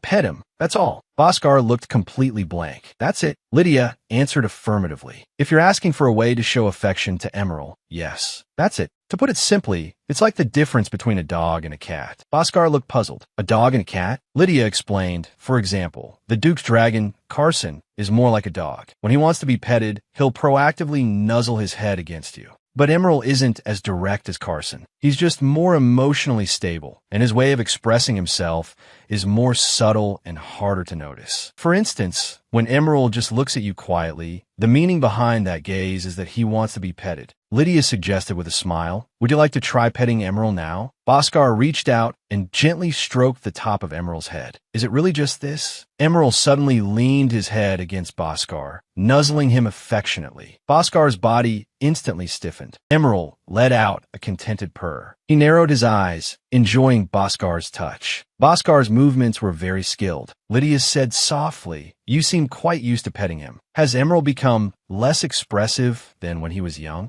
Bhaskar smiled faintly. "It seems I can't hide anything from the eyes of a professional trainer. Yes, he has indeed become much more reserved than when he was young. And compared to when he was a cute little kitten." A knowing smile appeared on Lydia's face. "Has he become threatening now?" Bhaskar said, dignified, but hard to approach. Lydia's gaze sharpened. "I understand your caution. Even if Emerald meekly accepts his master's touch, he is ultimately a dragon that can easily tear a human to shreds. Accidents always happen the moment you let your guard down." She turned to Bhaskar. "Lord Bhaskar, do you have a moment?" Bhaskar replied, "Ido." Lydia continued, "I know the nature of your work. That requires you to stay indoors for long periods. But taking Emerald out for a walk occasionally would be very helpful for him. What do you think?" Bhaskar mused a walk. "All right, Lydia's tone was excited. Doesn't Emerald, who is always protecting you, deserve a chance to breathe? Bhaskar looked at her. If that's the case, Lydia stretched her arms under the sun, letting out a cheerful cry. This is what it means to be alive. Although I was outside before when Carson was looking after Leela, those days of only being able to observe from indoors,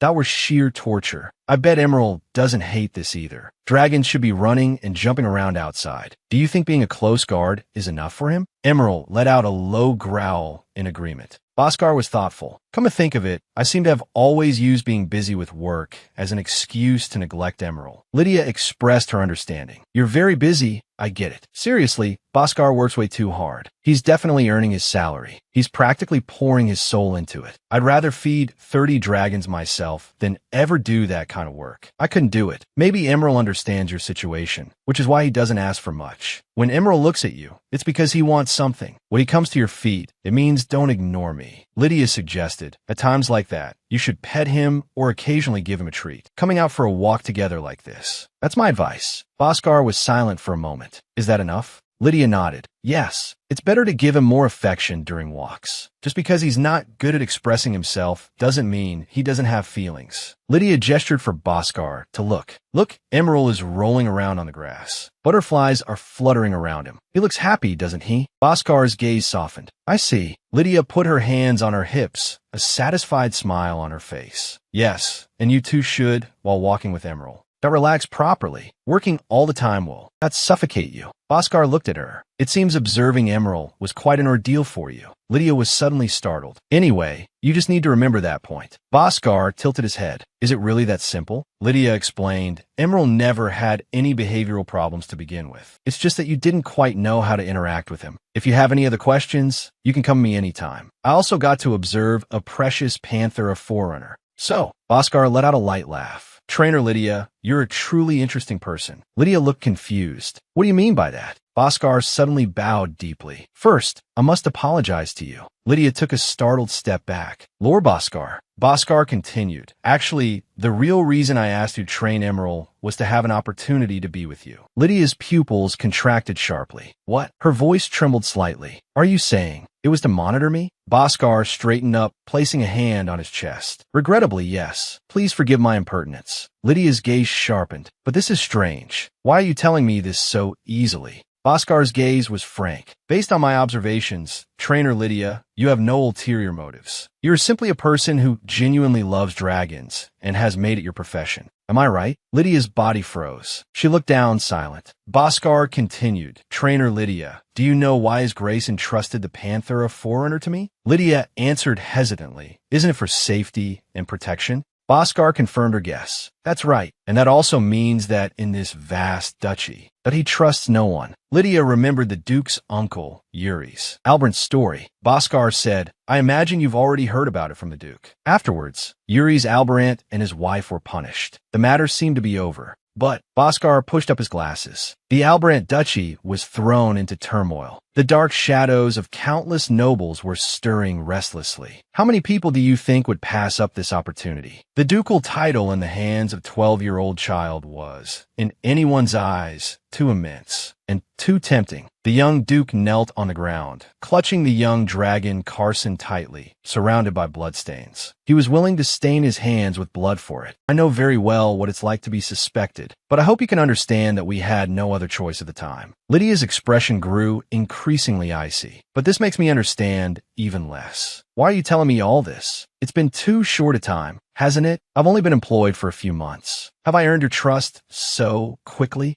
Bhaskar smiled faintly. Of course, for an ordinary person, that would be the case. But an ordinary person wouldn't feed 30 dragons all by themselves. Lydia was momentarily speechless. Why bring that up now? Back then, everyone doubted my abilities. I had to prove them wrong. And get some fresh air, too. Bhaskar added, besides, someone with ulterior motives would never spend an entire month correcting a dragon that once severely injured its master. You researched information, compiled materials, and even worked overtime to teach the apprentice trainers so they could pass their qualification exams. How do you explain that? Lydia's mouth fell open in astonishment. How do you know all that? That's my job. A licensed, employed dragon trainer is supposed to do those things. Bhaskar asked, then why didn't you even touch the important documents in my office? Lydia blurted out, why would I touch them? If I accidentally mess them up, the person who has to clean up would have to do twice the work. Bhaskar's smile softened. It's precisely because of things like this. You're the responsible older sister type. If you really had ulterior motives, there were actually many opportunities you could have taken. So what reason do I have left not to trust you?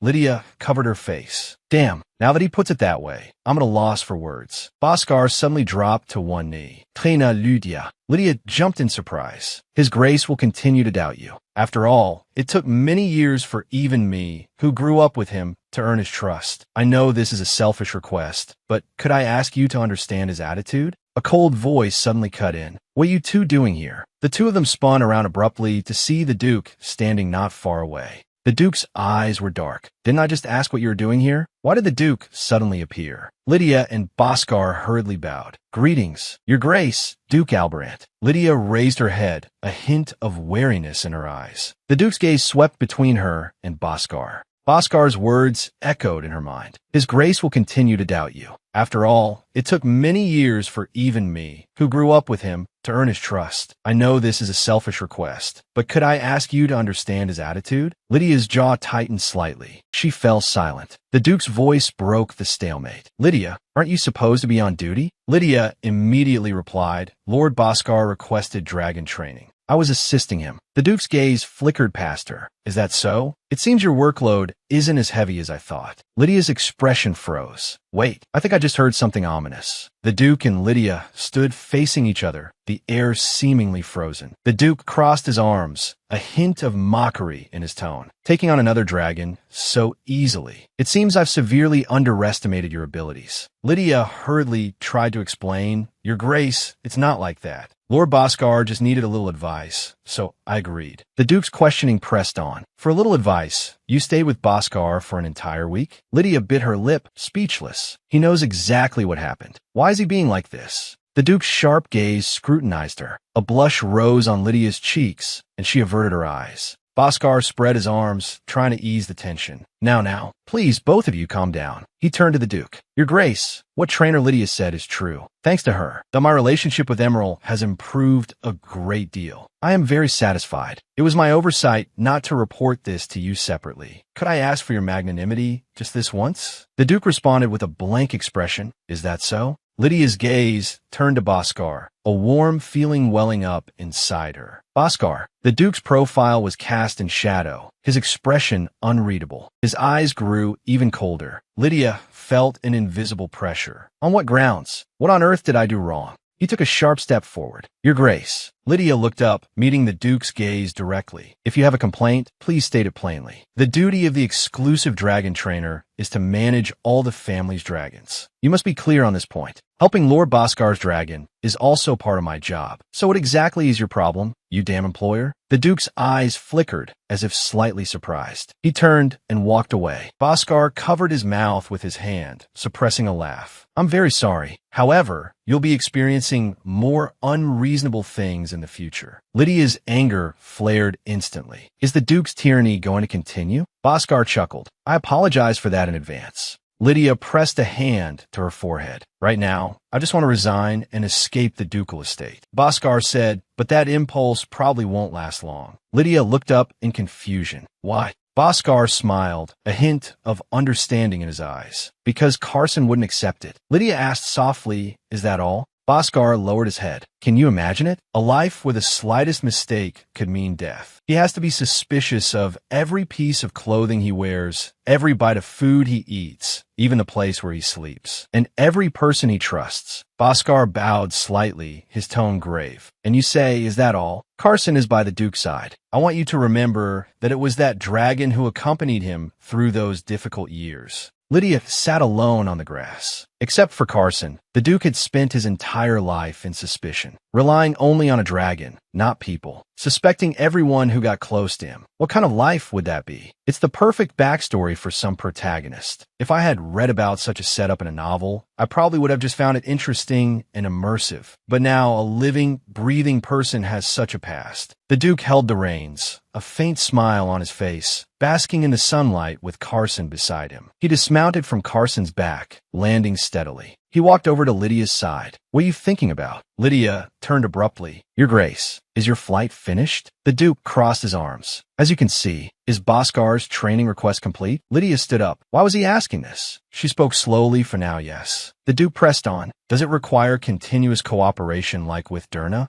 Lydia explained, "It's not like that. In Lord Boscar's case, I just need to teach him how to praise Emerald. There's nothing else that needs correcting." The Duke said, "Boscar is so busy with work, I was worried there might be a problem like with Derna. It seems I was overthinking it. I'm glad that even though he's so busy, he hasn't forgotten to care for his dragon." Lydia looked up. "It's not like that." The Duke was taken aback. "What?" Lydia's gaze was sharp. If Emerald weren't a panther or forerunner, and if Boscar hadn't raised him since he was young, I dare say an accident would have happened long ago. Over the past week, I realized something while observing Emerald. Boscar has too much work. He simply has no time. In the end, he can only neglect Emerald. Emerald is loyal to Lord Boscar and sees him as a parent. But I can't guarantee how much longer his patience will last. If Lord Boscar could spend a little more time caring for Emerald, perhaps. The Duke's voice grew cold. "Lydia, Dregentrina, you are making a request that exceeds your authority." Lydia looked up in shock. "What?" The Duke's tone was laced with sarcasm. "Just because you've become the ducal family's exclusive dragon trainer, does that mean you can arrogantly interfere in matters outside your duties? Or perhaps," he tilted his head slightly, his eyes cold. "Do you have another reason?" Lydia's pupils contracted. "Another motive?" She forced herself to remain calm. "I don't understand what you mean." The Duke said, "I told you to train the dragons, not to focus your attention elsewhere." Lydia's fists clenched. "I'd hoped it wouldn't be like this." She turned to the Duke. "Your Grace." The Duke responded calmly. "What is it?" Lydia's anger burned. "Do you really think that? I'm busy enough just managing the dragons. Where'd I find the time to deal with some emotional affair? I don't even have a single second. The more I think about it, the more absurd it feels. What on earth made you think there's something personal between me and Boscar? Besides, I'm running around busy every day. I have no time to think about anything else. Where in my daily schedule is there room for romance? This is my first time dealing with a panther or forerunner. This rare dragon species is usually raised by nobles, and information about them is extremely limited. Just observing this precious dragon already takes up all my time. What kind of person do you take me for?" Differences in perspective are sometimes unavoidable. The Duke remained silent. Thompson's words surfaced in Lydia's mind. He had sneered, "No matter how you pretend, in the end, you're just a woman. I could tell just by seeing you hesitate when faced with such an opportunity. But this kind of difference isn't always pleasant." Lydia gritted her teeth. "Your Grace, you hire me because I am a dragon trainer."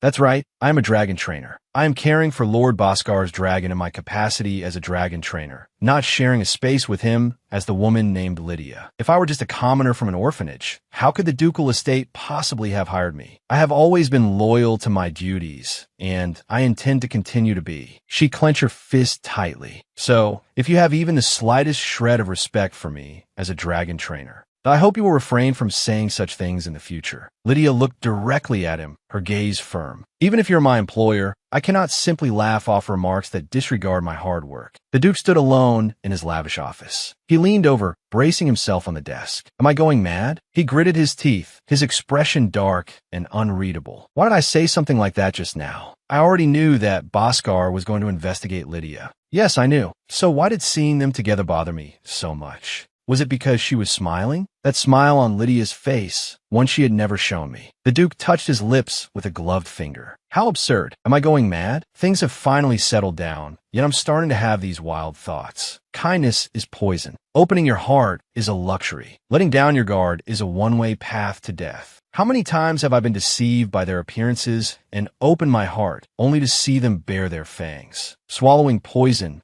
bearing curses. Sometimes, I can even feel the cold blade piercing my body. But why did seeing her with Bhaskar bother me so much? Lydia's words echoed in his mind. Your Grace, you hired me because I am a dragon trainer. I am a dragon trainer. I am caring for Lord Bhaskar's dragon in my capacity as a dragon trainer. If you have even the slightest shred of respect for me as a dragon trainer, this is my final request and my final warning. But why, when I saw her draw that line and show a genuine anger I had never seen before, did I feel so relieved? When it comes to Lydia the dragon trainer, I can always find a reason to apologize. The morning sun shone on the windmill. The caw of a crow broke the silence. Lydia turned her head, her hand unconsciously touching her cheek. Damn it, I really don't want to see him yet. It's been several hours since I yelled at him, but work still has to be done. Seeing him still being difficult. Anyway, this twisted duke, how does he have connections with the dwarves? A red-haired, red-bearded dwarf was all smiles. He enthusiastically extended his hand. A pleasure to meet you. My name is Eukandil from the Ensos Mountains. It's an honor. Lydia bowed slightly. Hello, I am the Albarant ducal family's exclusive dragon trainer.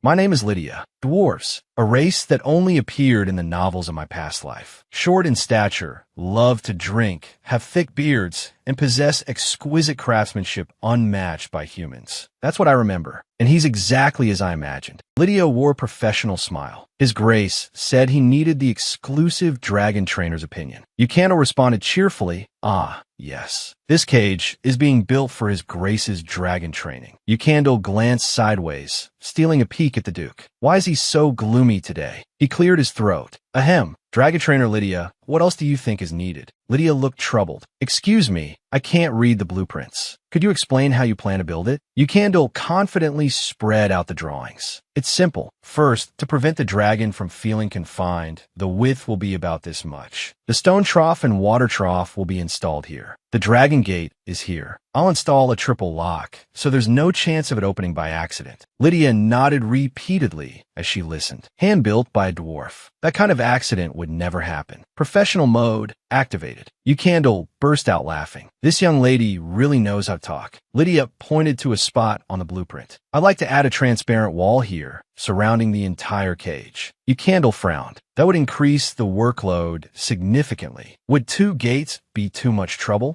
Lydia said, the goal of this training is to have Carson live with the other dragons. Instead of having the dragon live here directly, it would be better to have Carson stay for short periods first to get familiar with his companions. That would be the best arrangement. Eukandil added, in that case, it would be best to add magic. While they're transparent materials, their durability would definitely be lower. Lydia was startled. Magic? How much would that cost? Eukandil mused. However, for short-term training, isn't it a bit wasteful to use expensive materials? Lydia sighed. I didn't consider the cost. What do you think, your Giara? He turned his head, their faces almost touching. Eukandil's voice boomed like thunder. Lydia, dragon trainer, we plan to bring more dragons to the ducal territory. Will you continue to commission us then? Lydia snapped back to her senses. If that's the case, yes, I think they could be very useful. The Duke spoke up that it's best to build it with sturdy materials. As for making it transparent, we can solve that with magic. Eukandil's eyes lit up and he nodded repeatedly. Magic is so convenient. He laughed heartily. All right. I made a note of it. He looked at the two of them, a meaningful smile on his face. Ah, to be young. Lydia pressed a hand to her forehead, wishing she could just disappear on the spot. The Duke suddenly spoke. Lydia, dragon trainer. Lydia flinched and turned to answer. Yes, your Grace. The Duke said, let's talk. It won't take long. Lydia followed behind him. I see. What on earth does he want to say this time? The fountain sparkled in the sunlight. The Duke and Lydia sat side by side on a bench. Silence spread between them. Lydia was breaking down internally. Why is he pausing for so long before speaking? I can't take this anymore. She forced a smile. What you wanted to say was. The Duke paused. He began slowly. Lydia, about the other day. He spoke in a low voice. I'm sorry. Lydia had a smile on her face, but her eyes were bewildered. Did I hear that right? The Duke actually apologized? The Duke rested his hand on his chin. Why said that day hurt you? I want to apologize for my rash words and actions. Lydia lowered her eyes. I never expected this kind of apology. She clenched her hands. It hasn't even been a day, and the Duke is apologizing first. She spoke slowly. You don't have to apologize to me, your Grace. I did say I was unhappy, but I am, after all, your exclusive dragon trainer. Your employee, so you don't need to bow your head so easily. The Duke stared at her. What? Lydia turned her face slightly, a bead of sweat trickling down her temple. I am not in a position to accept your apology. The Duke said, if you say the ducal estate's only exclusive dragon trainer is insignificant, that would mean my judgment is worthless. She gritted her teeth. Damn it, that's not what I meant. Lydia continued to explain, actually, those kinds of words are common for trainers of medium and large dragons. What I said to you was just a conditioned reflex from the training grounds. So please don't mind it. She stood up. I'm the one who should apologize. As your exclusive dragon trainer, I was rude to you. I apologize for my extreme behavior. She bowed formally. So please, do not bow your head to me. Lydia's vision swam. This is so embarrassing. Could the Duke have some other motive for suggesting this? The Duke's words certainly made me unhappy, but I never thought he would apologize. Why? The Duke is a powerful, high-ranking noble, after all. Don't all nobles have that? How dare a mere commoner attitude? Look at that Thompson. Did he ever say a single word of apology? After getting used to people like that, facing a Duke like this. Frankly, I am confused. I'd even prefer him to be characteristically arrogant. I'm not used to this and don't know how to respond. The Duke's voice sounded again. You are the only certified exclusive dragon trainer of the Albrant family. A trainer who can handle an Agrix dragon is priceless. So don't call yourself a mere commoner. I'm not saying this to belittle your efforts at the ducal estate. Just because you're used to certain things doesn't mean they're good things.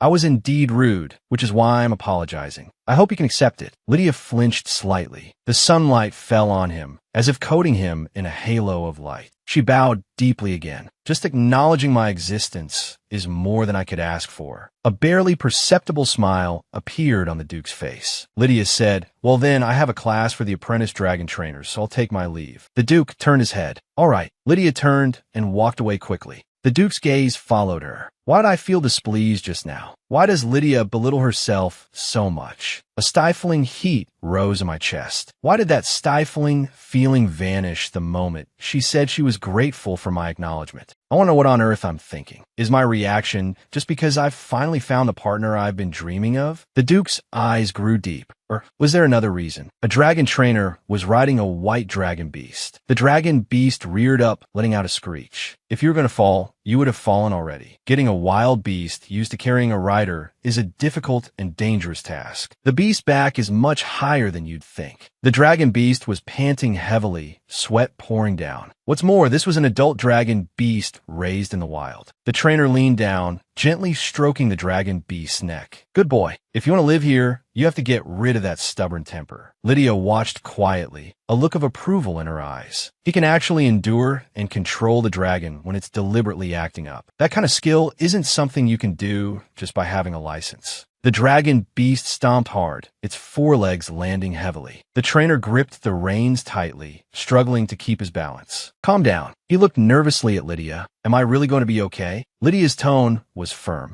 Don't worry, you'll be fine. The trainer walked over quickly, greeting them warmly. Miss Derna, Instructor Lydia. Lydia said, I was just observing the riding training. The trainer was a little surprised. Really? He asked, slightly nervous. How was it? Is there anything that needs improvement? Lydia smiled and shook her head. Actually, I wanted to ask for your advice. In that situation, I would have fallen off at least once. Next time, could you teach me some of your riding techniques? I feel like you can't hold on with strength alone. The trainer's eyes widened in surprise. Of course. Anything for you, Instructor Lydia. I'd do anything. That trainer's skill is second only to that. That pretentious captain. Derna was taken aback. Instructor Lydia? Lydia looked at her. What's wrong? She touched her nose, her fingertips feeling a warm liquid. She smiled and waved her hand. I'm Fina. The two of them frowned. What are you talking about? You're suddenly having a nosebleed. The crowd immediately grew agitated. What's going on? Quick, get her a chair. Oh my God, Instructor Lydia, you've been too tired lately. Someone call a healer. Lydia was surrounded by the crowd, holding a handkerchief to her nose with a dazed expression. What? This scene feels strangely familiar. Lydia raised a hand, trying to calm the panicked crowd. Everyone, please calm down. It's just overwork. There's no need to worry so much. She waved at the crowd. It's nothing. Everyone go back to work. Bruce's face was full of worry. But Instructor, you've been helping us prepare materials for the license exam. Lydia smiled and replied, that doesn't take much time. And that's not the reason. Don't worry. It's just a sudden thing. Bruce insisted, at least go see a healer. Lydia held up a finger, her gaze turning sharp. This is not the time to be standing around idly. Isn't it about time to prepare the feed? Hearing this, the trainers tensed up and immediately dispersed. Lydia turned to Derna, her tone softening. I'm sorry, Mississippi. I'll wash the handkerchief and return it to you. Derna clasped her hands together, saying urgently, don't worry about the handkerchief. Wait here a moment. I'll go find something to stop the bleeding. Lydia looked at the blood stain on the handkerchief. I have had a few more worries lately, but I didn't feel that tired. Getting a nosebleed like this, it's as if I'm desperately showing off how hard I'm working. It's so embarrassing. The study was filled with books, brightly lit by a lamp. Lydia was hunched over her desk, writing furiously, the tip of her pen flying across the paper. A drop of fresh blood fell without warning. Lydia sat at her desk, her back rigid. It's happening again. Since last week, my nose bleeds whenever I concentrate a little or feel tired. Although it's not a lot of blood. Lydia tilted her head back, pinching the bridge of her nose with her fingers. Really, why the nose of all things? She lowered her hand, her gaze falling on the documents. If His Grace finds out about this, just thinking about it is exhausting. Good thing I didn't stain the documents. She held up a thick stack of papers. It was the summary of practice exam questions she had stayed up all night to organize. Lydia walked down a magnificent corridor, sunlight streaming through the windows. The next exam is next spring. It falls right within the 1-year grace period His Grace mentioned. Luckily, there are 2 chances. It's hard to find trainers of that level again. As long as they get their licenses and decide to stay at the ducal estate, my workload will be greatly reduced. It will also be a great help to the ducal family. She hugged the documents in her arms, her gaze determined. Let's push a little harder. Lydia bumped headfirst into a solid chest. She let out a cry. Oh, Mr. Bhaskar. Bhaskar looked down at her, his eyes concerned. Are you all right? Lydia replied hastily, yes. She put on a smile. Hello there, Emerald. Bhaskar adjusted his glasses, a hint of confusion in his tone. Excuse me, Instructor Lydia. Are you all right? Lydia froze on the spot. A nosebleed quietly started. Her mind went blank. She waved her hands frantically. I'm Fina. My nose has been a little inflamed lately, so it bleeds often. It'll stop on its own soon anyway. Don't worry. Bhaskar's expression didn't relax. It's not that. Your complexion. Lydia's body jolted. I have training, so I'll be going. She turned and left, her steps unsteady. Lydia's cheeks flushed. I'm so embarrassed. I should have just greeted him like usual. Every time I run into Mr. Bhaskar, but it gets more and more embarrassing. Her pupils suddenly contracted. Am I a little dizzy? Lydia covered her nose, blood seeping through her fingers. What's happening to me? This never happened at the old training center. Is it just because I'm too tired? Her body swayed, and the documents slipped from her arms. No, I need to rest for a bit. Her vision went black, and her body fell stiffly. The documents scattered like snowflakes. Lydia lay on the cold ground, her cheeks stained with blood from her nose. Her consciousness sank into darkness. What on earth is happening to me? Sunlight filtered through the leaves, dappling the Duke. He was leaning against Carson, resting with his eyes closed. Footsteps approached from a distance. The Duke's eyes snapped open. Carson's golden vertical pupils dilated in alarm. A dragon trainer bowed. Good afternoon, Your Grace. The Duke closed his eyes. He spoke slowly, his voice laced with a hint of laziness. You're late. Carson suddenly pushed himself up, letting out a low growl. The Duke looked at him in confusion. What's wrong with you, Carson? Carson suddenly let out a deafening roar. The Duke's expression froze instantly. He vaulted onto the dragon's back, his movements as swift as the wind. The man and dragon shot towards the sky. The Duke held on tightly to Carson. What's gotten into him? He's never been like this before. The Duke's gaze swept over the ground below. His pupils contracted sharply. Lydia was lying motionless in the middle of the courtyard. Carson swooped down and landed on the ground. The Duke leaped off and took Lydia into his arms. Instructor Lydia. Lydia's hand hung limply, unresponsive. The Duke held her tighter, his eyes filled with anxiety. Lydia. Carson let out an impatient roar, urging him on. The Duke's eyes regained their composure. Healer. I have to get her to a healer. In the infirmary, footsteps were hurried and heavy. The healers rushed over at the sound, their faces filled with alarm. The Duke's voice was cold and urgent. Instructor Lydia has fainted. Carson found her and brought her back. Examine her immediately. The healers didn't dare to delay and hurried forward. Yes, Your Grace. The Duke stood to the side, his hands clenched, his gaze locked on the unconscious Lydia. The healer finished the examination and breathed a sigh of relief. The Duke took a step forward. How is she? The healer replied, it's exhaustion from overwork. The Duke repeated the words. Exhaustion from overwork. The healer nodded. Yes, these are typical symptoms of overexertion. It seems she's been pushing herself too hard. If not for her strong constitution, that she would have collapsed long ago. Lydia lay quietly on the bed, traces of blood still on the tip of her nose. She needs to rest well for a while. The Duke looked at the healer. How long does she need to rest? The healer's expression was serious. That depends on instructor Lydia's condition. She'll need at least a week of complete rest. Besides, instructor Lydia is the only licensed instructor in the ducal territory. It won't be easy to fill her position. The Duke's voice cut off the healer. Nonsense. Instructor Lydia has only been here for a few months. The healer trembled. Yes. The Duke strode away. When she wakes up, she will definitely insist on working. Stop her. Tell her it's my order. She won't be able to refuse. The healers whispered among themselves. That's the first time I've ever seen that expression on His Grace's face. Well, Instructor Lydia is the only exclusive instructor in the territory. Of course he'd be worried. The Duke leaned against a wall alone, covering half his face with his hand. A flash of pain crossed his eyes. The only licensed instructor. Lydia's image appeared in his mind. I know she has an extremely strong sense of responsibility, but even knowing that, I couldn't say anything. His fist suddenly clenched. Carson. Carson's head poked in through the window, letting out a low whimper. The Duke walked over and gently stroked Carson, his scales warm. You were worried too, weren't you? The instructor will be fine. He whispered to Carson, Lydia, that she'll be fine. You have to be fine.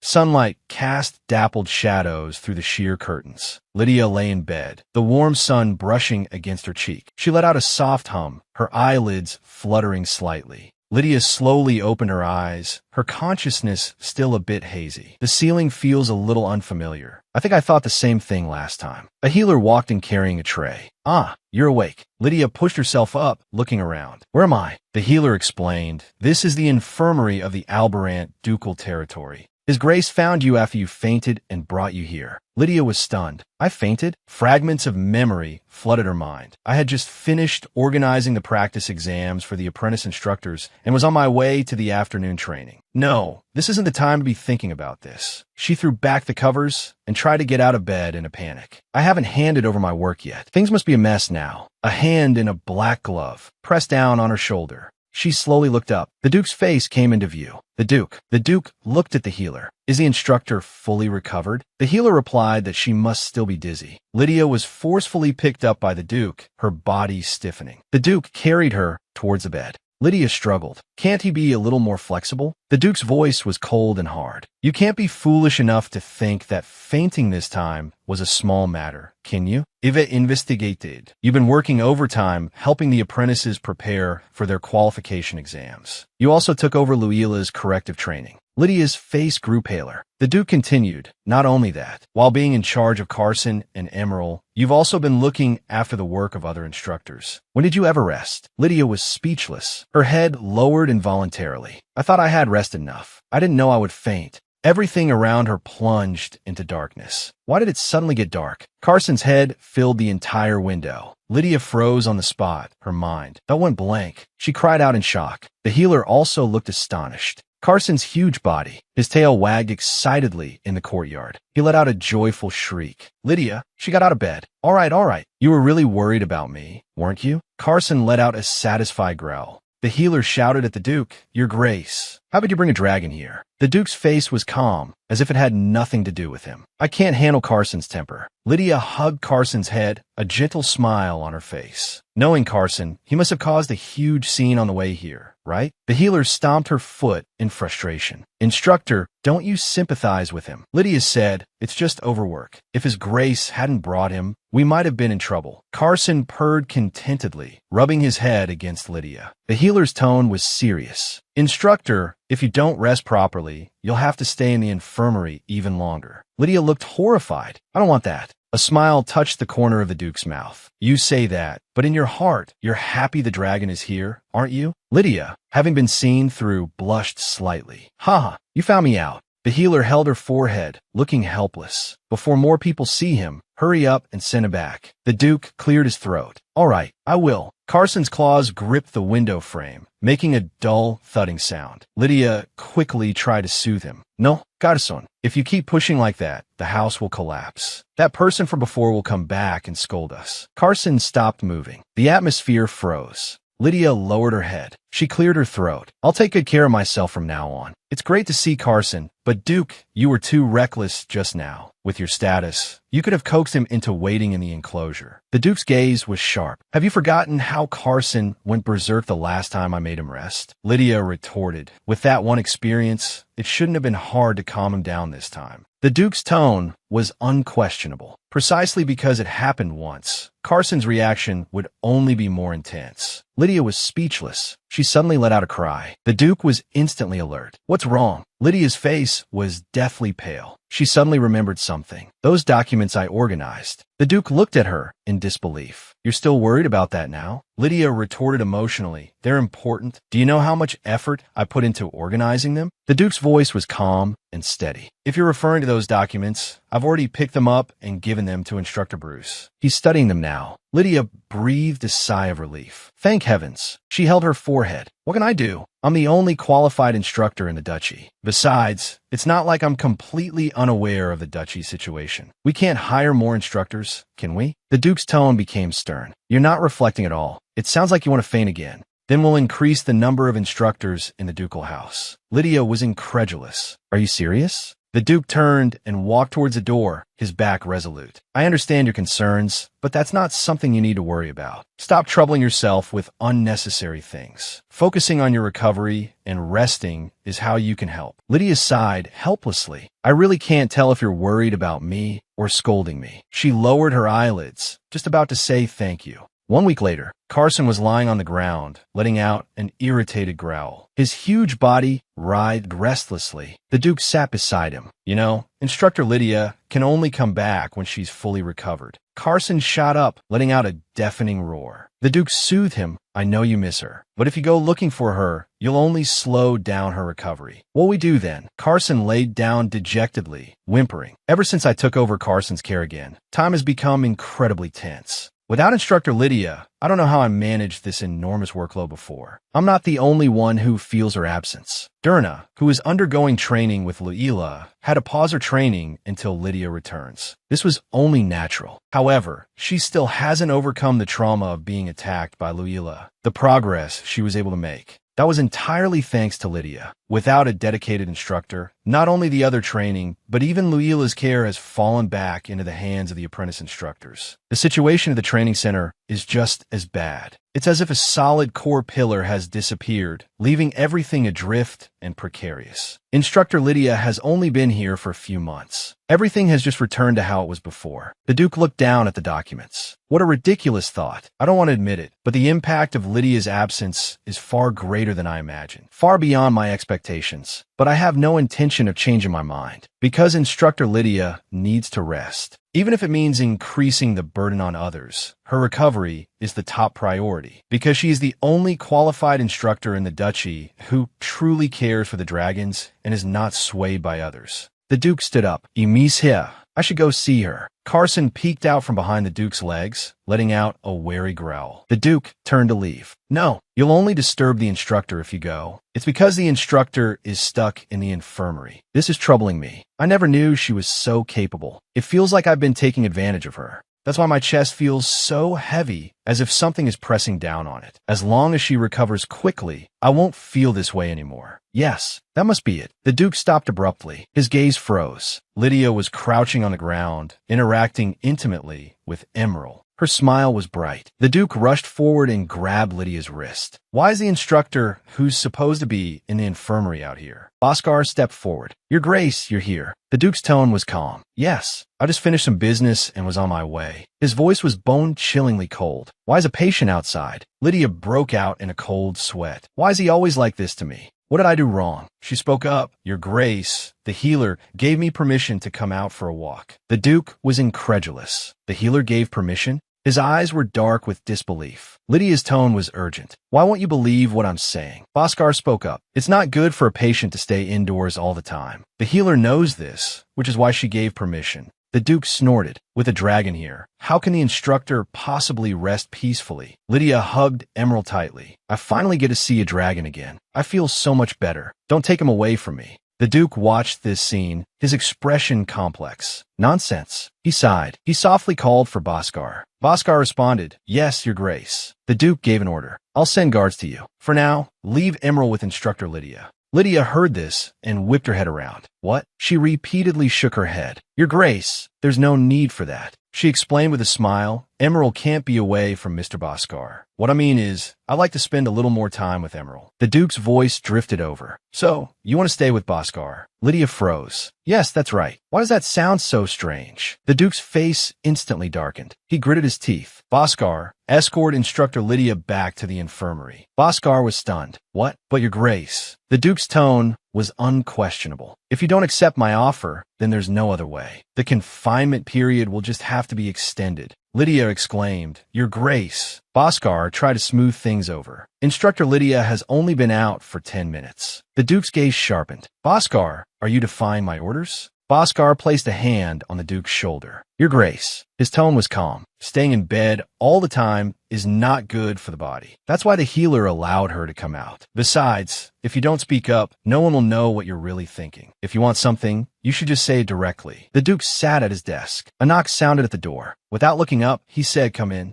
Bhaskar entered the room, followed by the dragon beast Emerald. He bowed slightly. "My apologies. Instructor Lydia is very fond of Emerald." The Duke asked, "How is the matter I entrusted to you coming along?" Bhaskar placed a stack of documents on the desk. "Your Grace, as you know, it's very difficult to find trustworthy instructors, especially since the ducal house needs the large number. Investigating their backgrounds is even harder." The Duke's fingers tapped on the desk. His tone was firm. "Even so, we must increase the number of instructors. We can't maintain the status quo forever. Thanks to Instructor Lydia laying the groundwork, now is the time to move forward." Bhaskar was thoughtful. "I understand, but we must admit Instructor Lydia is exceptionally talented. Merely holding a license doesn't mean one can achieve such results in a short time. Discovering Instructor Lydia at the training center back then was like finding a diamond in the desert." The Duke rested his chin in his hand. "I know. I'm not asking others to reach her level." A slight smile played on his lips. "What I want are people who can assist Instructor Lydia." Bhaskar's gaze was sharp. "Is that the only reason?" The Duke froze. "What?" Bhaskar's voice was calm and firm. "I said it before. If you don't speak up, no one will know what you're really thinking, especially when that person is Instructor Lydia." The Duke whipped his head around. "What do you mean by that?" Bhaskar leaned forward, his tone serious. "As an old friend, I'll just say this. Don't wait until it's too late and you have regrets. Be honest from the start." The Duke turned his face away, a cold sweat trickling down. "I don't know what you're talking about." Bhaskar chuckled lightly. "Since you say you don't know, you probably do know." The Duke's gaze sharpened. "Are you messing with me?" Bhaskar's smile didn't fade. "Who knows? Do you think I'm messing with you? If you had said it was for her health, Instructor Lydia would have accepted immediately. In that case, you wouldn't have shown up in the garden. At that time, it clearly looked like you were searching all over for Instructor Lydia. Am I wrong?" The Duke slammed the table. "Just as you said, a diamond found in the desert must be cherished. Stop talking nonsense. You know I'm doing all this for the sake of the ducal house." Bhaskar narrowed his eyes slightly. He thought of a place that was the cleanest and had the fewest connections. This place was Asha, where Instructor Lydia came from. The training center. The Duke stood at the window, gazing into the distance. The Asha Training Center. Bhaskar continued his analysis. Among the training centers run by the Asha Empire, it's relatively clean. Of course, the director did accept a bribe from Count Harris, but the Count was only seeking convenience for his third son and didn't cross any lines. According to imperial law, training centers established for the public good can only graduate a fixed number of instructors each year. So the number of people we can bring in is limited. This is a necessary regulation to maintain the quality of training. The Duke said, "I owe the director a few favors. Let's start with the Asha Training Center." Bhaskar immediately responded, "All right, I'll go investigate the instructors at Asha and report back to you." The Duke added, "When we visit the Asha Training Center, Instructor Lydia will accompany us. Remember that." Bhaskar placed his hand on his chest and bowed slightly. "Understood." The door opened softly. Bhaskar was thoughtful. Actually, there's no need to bring instructor Lydia along at all. He's just not being honest with himself. The problem is, he doesn't seem to know why he's doing this. It looks like instructor Lydia is in for a tough time. 5 days later, Lydia opened her arms and called out loudly to Carson. Carson responded excitedly with a joyful roar. Lydia was fully recovered. She hugged Carson's neck tightly. Carson purred in his throat. Lydia winked playfully. Saw thee. I didn't mean to suddenly ignore you. You're the one who found me, right? Thank you. Seeing someone you know collapse in a pool of blood must have terrified you. After we reunited, my attitude wasn't the same as before either. You must have been very anxious. So now, I should let you be spoiled a little. It would be too cruel to be so strict with Carson at a time like this. Lydia softly called Carson. Carson let out a low growl, as if asking a question. Lydia showed a mischievous smile. How about we fly together for the first time in a while? Carson's eyes lit up instantly. Lydia vaulted onto the dragon's back, gripping the reins tightly. She let out an excited scream. She cheered in the wind. Let's go. Carson stuck out his tongue, roaring with excitement, and carried her up into the clouds. The Duke stepped onto the grass, his footsteps light. He looked up at the sky, watching the figures of the person and the dragon. Carson landed steadily. Lydia jumped lightly off the dragon's back. Your Grace. The Duke crossed his arms, his tone holding a hint of reproach. I appreciate your dedication to your work, but I hope you remember that you were just discharged from the infirmary. Lydia responded with a smile. It was just a light flight around. Nothing serious. The Duke's eyebrow twitched. I'm not sure the healer would agree with your definition of light. Lydia turned her face away, a mischievous curve on her lips. I know it probably wasn't light, but if you tell me to stop, I'll stop. The Duke looked away, his tone softening. What I mean is, please be careful not to overexert yourself. Lydia stated calmly, I'm not overexerting myself. In fact, after not flying for so long, it feels pretty good. The Duke said, for the time being, I will personally feed Carson. You just need to focus on training. Lydia tried to object, but the Duke's voice became cold and firm. This is an order. The same goes for the other dragons you're in charge of. Find other dragon trainers to handle the feeding. You only need to supervise the training. That's all for today. You may go back. I'll handle the rest. Lydia's face instantly darkened. Her fists clenched. Carson, we're going home. Carson let out a confused growl. Lydia announced, we've flown long enough. It's time to go back. Carson growled in dissatisfaction. The atmosphere instantly froze. The Duke suddenly spoke. Lydia. Dragon trainer Lydia turned abruptly. Yes, Your Grace. The Duke crossed his arms, his gaze fixed on the distance. I'm planning a trip to the Imperial capital soon. Lydia was completely confused. So suddenly? She gave him a suspicious look. Is that so? Why are you telling me this? The Duke explained. Do you remember? We talked about hiring more dragon trainers for the ducal house. I plan to go to the Imperial capital for that purpose. I'd like you to accompany me. Lydia's pupils contracted. Me? The Duke explained. I need an advisor. Traveling together is the best way to assess each other's abilities. Of course, Carson will come along too. That way you can also look after him. If time permits, you probably want to visit your family too. Lydia asked, when are we leaving? The Duke replied, in 2 weeks. Until then, focus on resting and recovering. Be in your best condition. Lydia clasped her hands together, her eyes shining. I'll recover as quickly as possible. Please don't worry. I also need to prepare snacks and toys for my younger brothers and sisters. And a gift for the director. The Duke watched her excited state. Go. Get ready. Time flew by. Lydia wanted to help others study for the qualification exam, but was chased out. She wanted to feed the dragons, but was stopped in a panic by others. She could only spend her days awkwardly. Lydia put her hands on her hips. There's no need to treat me like I'm fragile. Bruce said, you just fainted, saying that isn't very convincing. Lydia mused, thanks to the forced rest, my body has recovered even better than before. The Duke scrutinized her. It seems you've recovered well. Then let's depart. Is everything packed? Lydia, with her bag on her back, smiled brightly. Yes, I'm ready. Wait, why do I have to ride in the same carriage as you? I'm a dragon trainer. I need to monitor Carson's condition at all times. The Duke's voice came from the front. You can observe through the carriage window. No matter what you say, I will make sure you ride with me. Do I need to remind you again? Your body hasn't fully recovered. You can't overexert yourself. Lydia's cheeks flushed. But still, inside the carriage, Lydia and the Duke sat facing each other. The atmosphere was awkward. Lydia looked desperate. He's my employer. How can I refuse his orders? But sitting face to face like this, who can relax? It's too uncomfortable. She secretly raised her eyes and looked out the window. Carson flew calmly, keeping pace with the carriage. The joint training hadn't even started, yet he was surprisingly composed. Before I was hired, he must have traveled back and forth between the imperial capital and the various training centers countless times. He must be used to this kind of travel by now. Lydia leaned against the window. As long as Carson is okay, that's all that matters. So cute. But now the problem is me. Am I really going to travel all the way to the imperial capital like this? I'm about to suffocate. I'd rather ride my own dragon. The Duke's gaze shifted from his documents. If Lydia felt uncomfortable, I was planning to arrange another carriage for the return trip. He looked across. Lydia was leaning against the window, fast asleep. Sunlight streamed through the window, falling on her peaceful, sleeping face. The Duke looked at the sleeping Lydia. It seems that won't be necessary now. But in that position, her neck will suffer. I specifically used my divine power to warm the carriage for her. I can't let her be uncomfortable anymore. The Duke reached out and gently adjusted Lydia's posture. The wheels rolled over a stone, causing a jolt. The Duke held the window with one hand and steadied Lydia with the other. He looked down at Lydia, sleeping peacefully in his arms, his gaze softening. Lydia hummed softly in her sleep, unconsciously snuggling into the Duke's embrace. The Duke's hand rested lightly on her shoulder, his fingertips twitching slightly. Lydia let out a contented hum. The Duke froze. He abruptly pushed Lydia away. Lydia woke with a start, her eyes still sleepy. Your Grace? The Duke's tone was calm. The carriage seemed to hit something. I was afraid you would fall, so I caught you. Lydia yawned. Thank you. The Duke,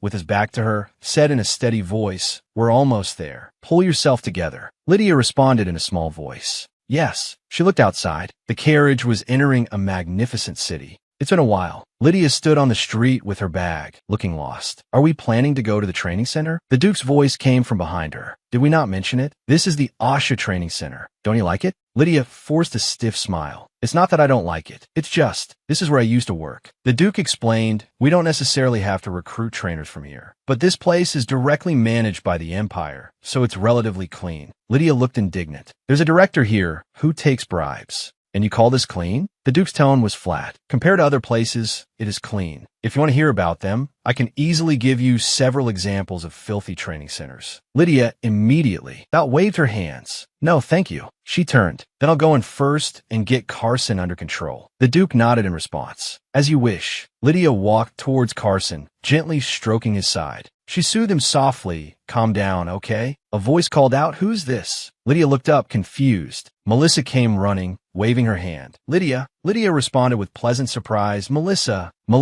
rushed over. Long time no see. How've you been? You look a little thinner. Lydia replied with a smile. I've been doing well. Melissa and the man beside her suddenly froze. Their gazes went past Lydia's shoulder. Welcome to the Asha Training Center, Your Grace. The Duke's figure appeared behind her. He gave a slight nod. Melissa extended her hand. The director is waiting for you. I'll show you the way. The Duke gave an order. Lydia, trainer, first settle Carson in the temporary enclosure, then go to the director's office. Lydia bowed slightly. As you command, Your Grace. She watched the Duke's departing back. You haven't changed a bit. Lydia walked alone down the corridor of the training center. Sunlight filtered through the leaves, casting dappled shadows. It really has been a long time. Her eyes flickered. Right? Why do you tell me to go to the director's office? Isn't it enough to just manage Carson? A voice called out, Lydia. Lydia stopped dead in her tracks, her body stiff. That annoying voice. Thompson. Thompson held his forehead, looking shocked. Why are you here?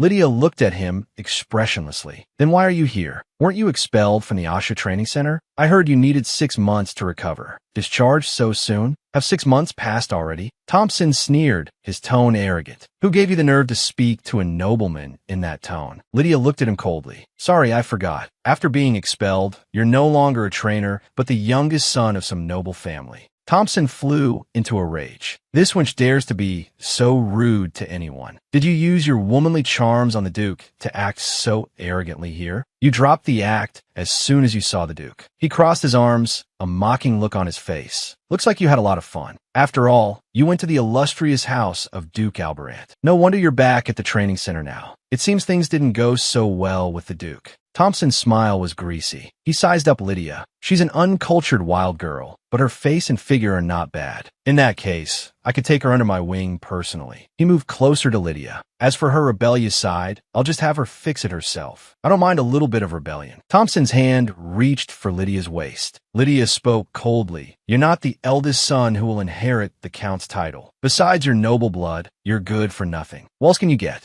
Nothing but hardship. That's all. Thompson looked astonished. What? Lydia's tone was icy. You talk as if you're so great, but entrusting my future to an idiot like you would be the real waste. A good-for-nothing who only shines because of his family's name. Don't be like a dog in heat. Instead of doing this, you should be honing your skills as a trainer. Then you might actually achieve something. Thompson's face twisted in anger, his teeth grinding. He let out a suppressed growl. Are you crazy? This madwoman. He swung his hand violently. Lydia closed her eyes. Thompson let out a scream of pain. Lydia opened her eyes. Blood splattered. The Duke's eyes were cold, filled with killing intent. His voice was as low and cold as ice. Who do you think you're laying a hand on? Blood dripped from his knuckles. Lydia stood quietly, her face calm. Harris. The Count's mouth fell open in terror. Your Grace. The Duke's gaze sharpened. Count Harris, be quiet. He dared to lay a hand on House Alberant's exclusive trainer. And in my absence, he didn't hesitate to insult me. Unless he's the family heir, his life is worthless. I expect you to repay the insult to me with his life. What do you say, Count? Count Harris trembled. The crisp sound of a slap echoed through the hall. He had struck Thompson across the face. You useless fool. You can't even do a trainer's basic job. You should at least have some sense. How dare you bring shame to the family? Thompson clutched his reddened, swollen cheek. His father, Count Harris, was furious. Shut up. From this day forward, you are no longer my son. Thompson's pupils contracted sharply. The Duke's voice drifted over faintly. Do you think doing this will save your youngest son's life? Count Harris dropped abruptly to his knees, his body pressed against the cold floor. Your Grace, I beg you to spare his life. I have already cast that fool out of the family. So I beg you. The Duke planted his sword in the ground. It must seem quite amusing to you. Do you think such aimless groveling will get you out of this predicament? You seem to have a grave misunderstanding. Today, I must correct that misunderstanding. He held the sword to Count Harris's neck. Count Harris let out a wretched scream. Lydia watched the scene in horror. She rushed forward. Your Grace, Duke Alberant, I'm Fine. The Duke turned his head. Trina Lydia. This is a matter of a noble's dignity. Lydia said, I understand. But right now, that man is no different from a commoner. From now on, Thompson will experience the consequences with his own body. Thompson sat slumped on the ground, his face ashen. A flicker of unease crossed Lydia's face.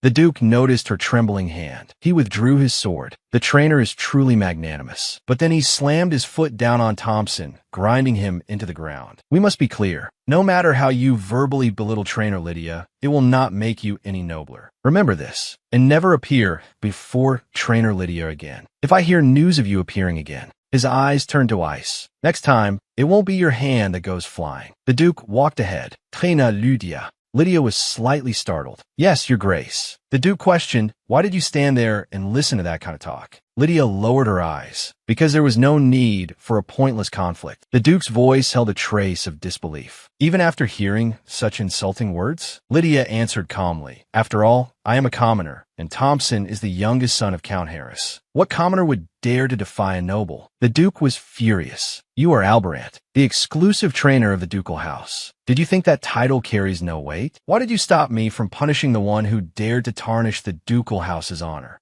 Lydia clasped her hands in front of her. It is precisely because I am the ducal house's exclusive trainer that I stopped you. The Duke was stunned. What? Lydia continued to explain. Punishment is deserved, but excessive punishment will only harm the ducal house. We don't need to make more enemies right now. He got angry for me. He punished that person for me. Of course I was happy, even a little jealous. After all, it's something a commoner like me could never do. But there has to be a limit to everything, because the Duke must rise above personal feelings. I know you must be uncomfortable being involved in this over a mere trainer, but Thompson has already been cast out of his family and lost his protection. That punishment is enough. The Duke listened, turning his head, his expression subtle. Thompson has lost his stable job and been abandoned by his family. The road ahead will be very difficult. This circle is surprisingly small. Rumors about Thompson will spread immediately. Lydia tapped her chin thoughtfully with her index finger. Unless he has outstanding talent to compensate for his terrible personality. But he doesn't. The Duke said, "What did you just say?" Lydia looked up. "This circle is smaller than you think. What Thompson did will spread quickly. No one will hire him again." The Duke shook his head. "Not that." Lydia's mind raced. "Could it be something about me?" She began, "I'm grateful that you value me, but I am ultimately a commoner. You are an unmarried, eligible nobleman. It wouldn't be good for rumors to spread about you being involved with a commoner. Even if he spouted nonsense to slander me, he would have to be careful. After all, reputation is important to nobles."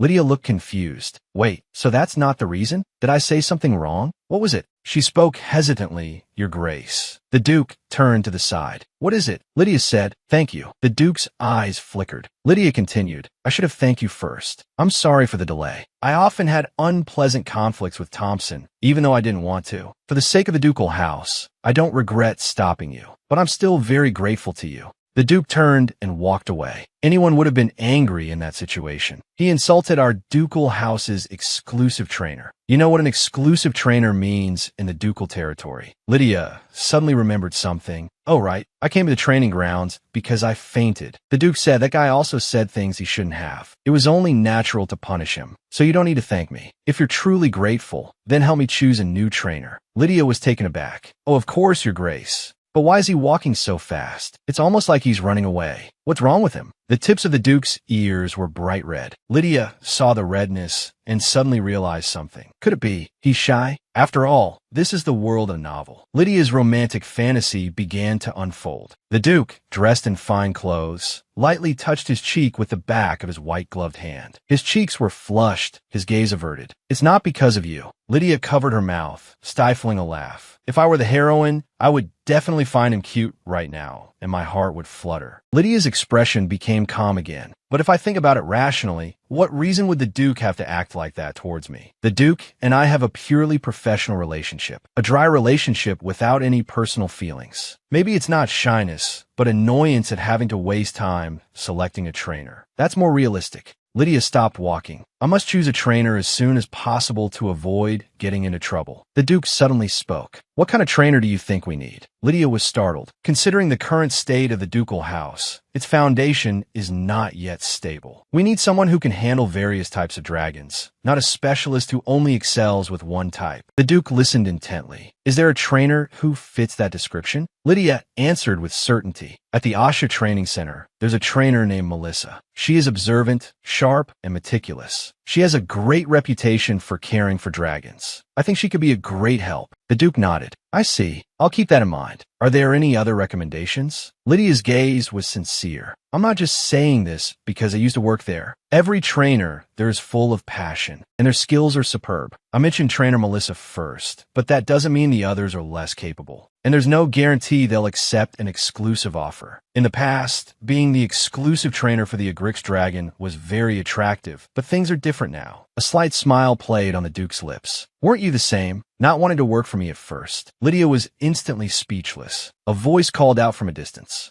"Calm down." Lydia's gaze fell on the blonde young man. He was interacting with a green dragon. Lydia's eyes were focused. "Isn't that Rick? His skills have improved so much in a short time. He was always bullied by Thompson, so he must have been exhausted mentally and physically. But it's different now. He looks much more confident." Rick gently stroked the dragon's jaw. The dragon closed its eyes, looking blissful. Although his training methods are still by the book, and he hasn't developed his own style, it's much better than sticking to the wrong methods. Lydia thought to herself, maybe someone like Rick is exactly what the ducal house needs. The ducal house must move forward. We can't be satisfied with just increasing the number of dragons. We need to pull ahead of other territories. In Rick's current state, he could quickly master my techniques. And since he recently got his certification, he could also help the other apprentice trainers learn. The Duke crossed his arms, his gaze deep as if weighing something. At an orphanage under the sun, a voice called out, "Everyone." 3 children were playing by a sandpile. They looked up. Sister Lydia. Lydia led a dragon horse, a brilliant smile on her face.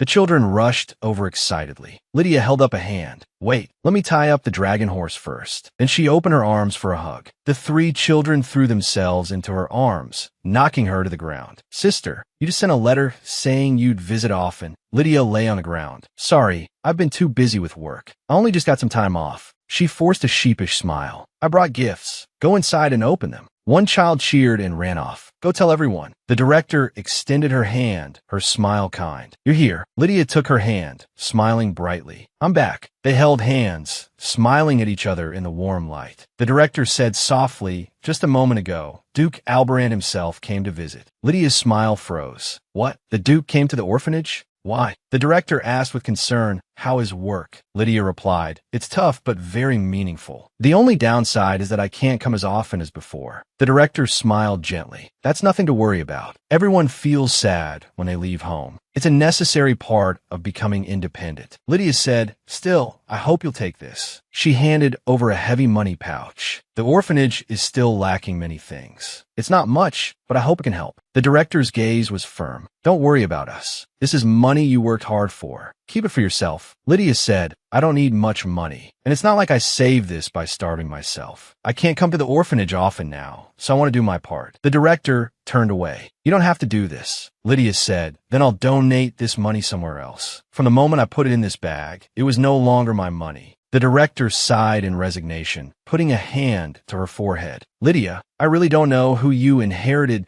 this stubborn streak from. The Duke has started sponsoring us again, so it's really okay. Lydia froze. What? The Duke is sponsoring the orphanage? Before, it was just to hire me. Why now? The director clasped her hands, smiling with relief. He said he was very grateful for your excellent work and hoped the ducal house could continue to employ you, so he wanted to help. Of course, it could also be out of goodwill. After all, there are many generous people in the world. Lydia was puzzled. But why not hand the orphanage over to the royal orphanage in the capital? Her thoughts were in a whirl. Why? What is the reason? The director looked at Lydia. You seem to have a lot on your mind. Lydia waved her hands awkwardly. Sorry, this topic was just so sudden. The director placed her hands on Lydia's shoulders. Don't worry, and don't overthink it. I don't know what the Duke's true intentions are for sponsoring us, but it's something to be grateful for either way. Lydia looked down. That may be true, but the director asked in return, do you think the Duke would sponsor us with malicious intent? I can't say I know the Duke completely, but at the very least, he has never been someone who acts out of malice. Lydia's thoughts drifted. There was that one time he tricked me with a contract, but that wasn't entirely one-sided deception, nor was it meant to harm me, so that probably doesn't count. The director took Lydia's hand. If accepting this sponsorship would harm the children, I would refuse without hesitation. I always feel sorry for not being able to give them more, but that doesn't mean I would put them in danger. If we're lacking something, we'll just make do. Lydia looked up. Director, are you going to the ducal house? The director looked at her gently. Lydia, my child. She gently caressed Lydia's cheek. Adult matters should be handled by adults. Lydia grasped the director's hand. But I'm an adult now, too. The director smiled warmly. Even so, you will always be my child. In a parent's eyes, a child is still a child, even when they're 60. She hugged Lydia tightly. Lydia was confused. What does that mean? The director said, it means you will always be the daughter I'm proud of. So don't worry. Just keep doing what you need to do, just as you always have. The Duke was lying on an armchair. He suddenly opened his eyes. Lydia walked in with a tea tray. Your Grace, have you found a trainer you like? The Duke spoke. Did you have a pleasant holiday? Lydia poured hot tea into a cup. Thanks to you, I had a very comfortable time. The Duke nodded. That's good. You picked up the teacup. I observed them for a few days. To be honest, I want to hire them all. Lydia said, but according to the rules, we can only choose 2 more. The Duke smiled slightly. I've already chosen one. Lydia was a little surprised. You've already chosen? The Duke took a sip of tea. Yes, the trainer you recommended, Melissa, is a good fit. She also gladly accepted the offer. Now there's only 1 spot left. Do you have any other recommendations? Lydia lowered her eyes. I believe the Duke has his own understanding and choice of trainers, but I can't say I wasn't influenced at all. She spoke. What do you think of the trainer, Rick? The Duke was taken aback. Rick? He's nothing special. He's only been a trainer for a short time. Lydia said, that's precisely why I think he's suitable. The Duke asked, puzzled, what do you mean by that? Lydia explained, Rick is a certified professional trainer, but he hasn't formed his own methodology yet. He's still in a growth phase. He needs someone to guide him, to unlock his potential. But such people are rare. Even if they exist, it's hard to hire them to stay, as they often have personal reasons. Lydia looked down. So I think Rick is more suitable for the ducal house. He can grow in the ducal house's way. The Duke put down his teacup. I'll consider it. Lydia spoke hesitantly, Your Grace. The Duke asked calmly, what is it? Lydia took a deep breath. I have something I'd like to say. The Duke's expression grew serious. Is it something important? Lydia forced a smile. It's a personal matter, but it's important. The Duke's gaze. I don't recall you ever seeking me out for a personal matter. Lydia gave an awkward laugh. Who would easily discuss personal matters with their employer? But the Duke's answer is crucial to me. I have to know why he cares about the orphanage. Does he have another motive? I must confirm it. She began, thank you for sponsoring the orphanage. The Duke's movements instantly froze. He turned his head to look at Lydia. You say thank you, but you don't look happy. I saw the orphanage's condition with my own eyes before, which is why I sponsored it. After coming to the capital, I visited again. The situation didn't seem to have improved much, so I donated again. That's all. It was out of nobleman's sense of duty. So you don't need to thank me. Lydia was slightly taken aback. The Duke's gaze pierced through her. But that's not what you're curious about, is it? Trina. Lydia's head snapped up. The Duke spoke slowly. Since you've misunderstood, I'll be frank. I care about you a great deal. Lydia shot up from her chair, leaning back with her hands braced on the sofa. What? The Duke's voice was calm and firm. Is there a problem with valuing a capable exclusive trainer? Lydia's cheeks flushed. Not at all. I just didn't expect that kind of answer.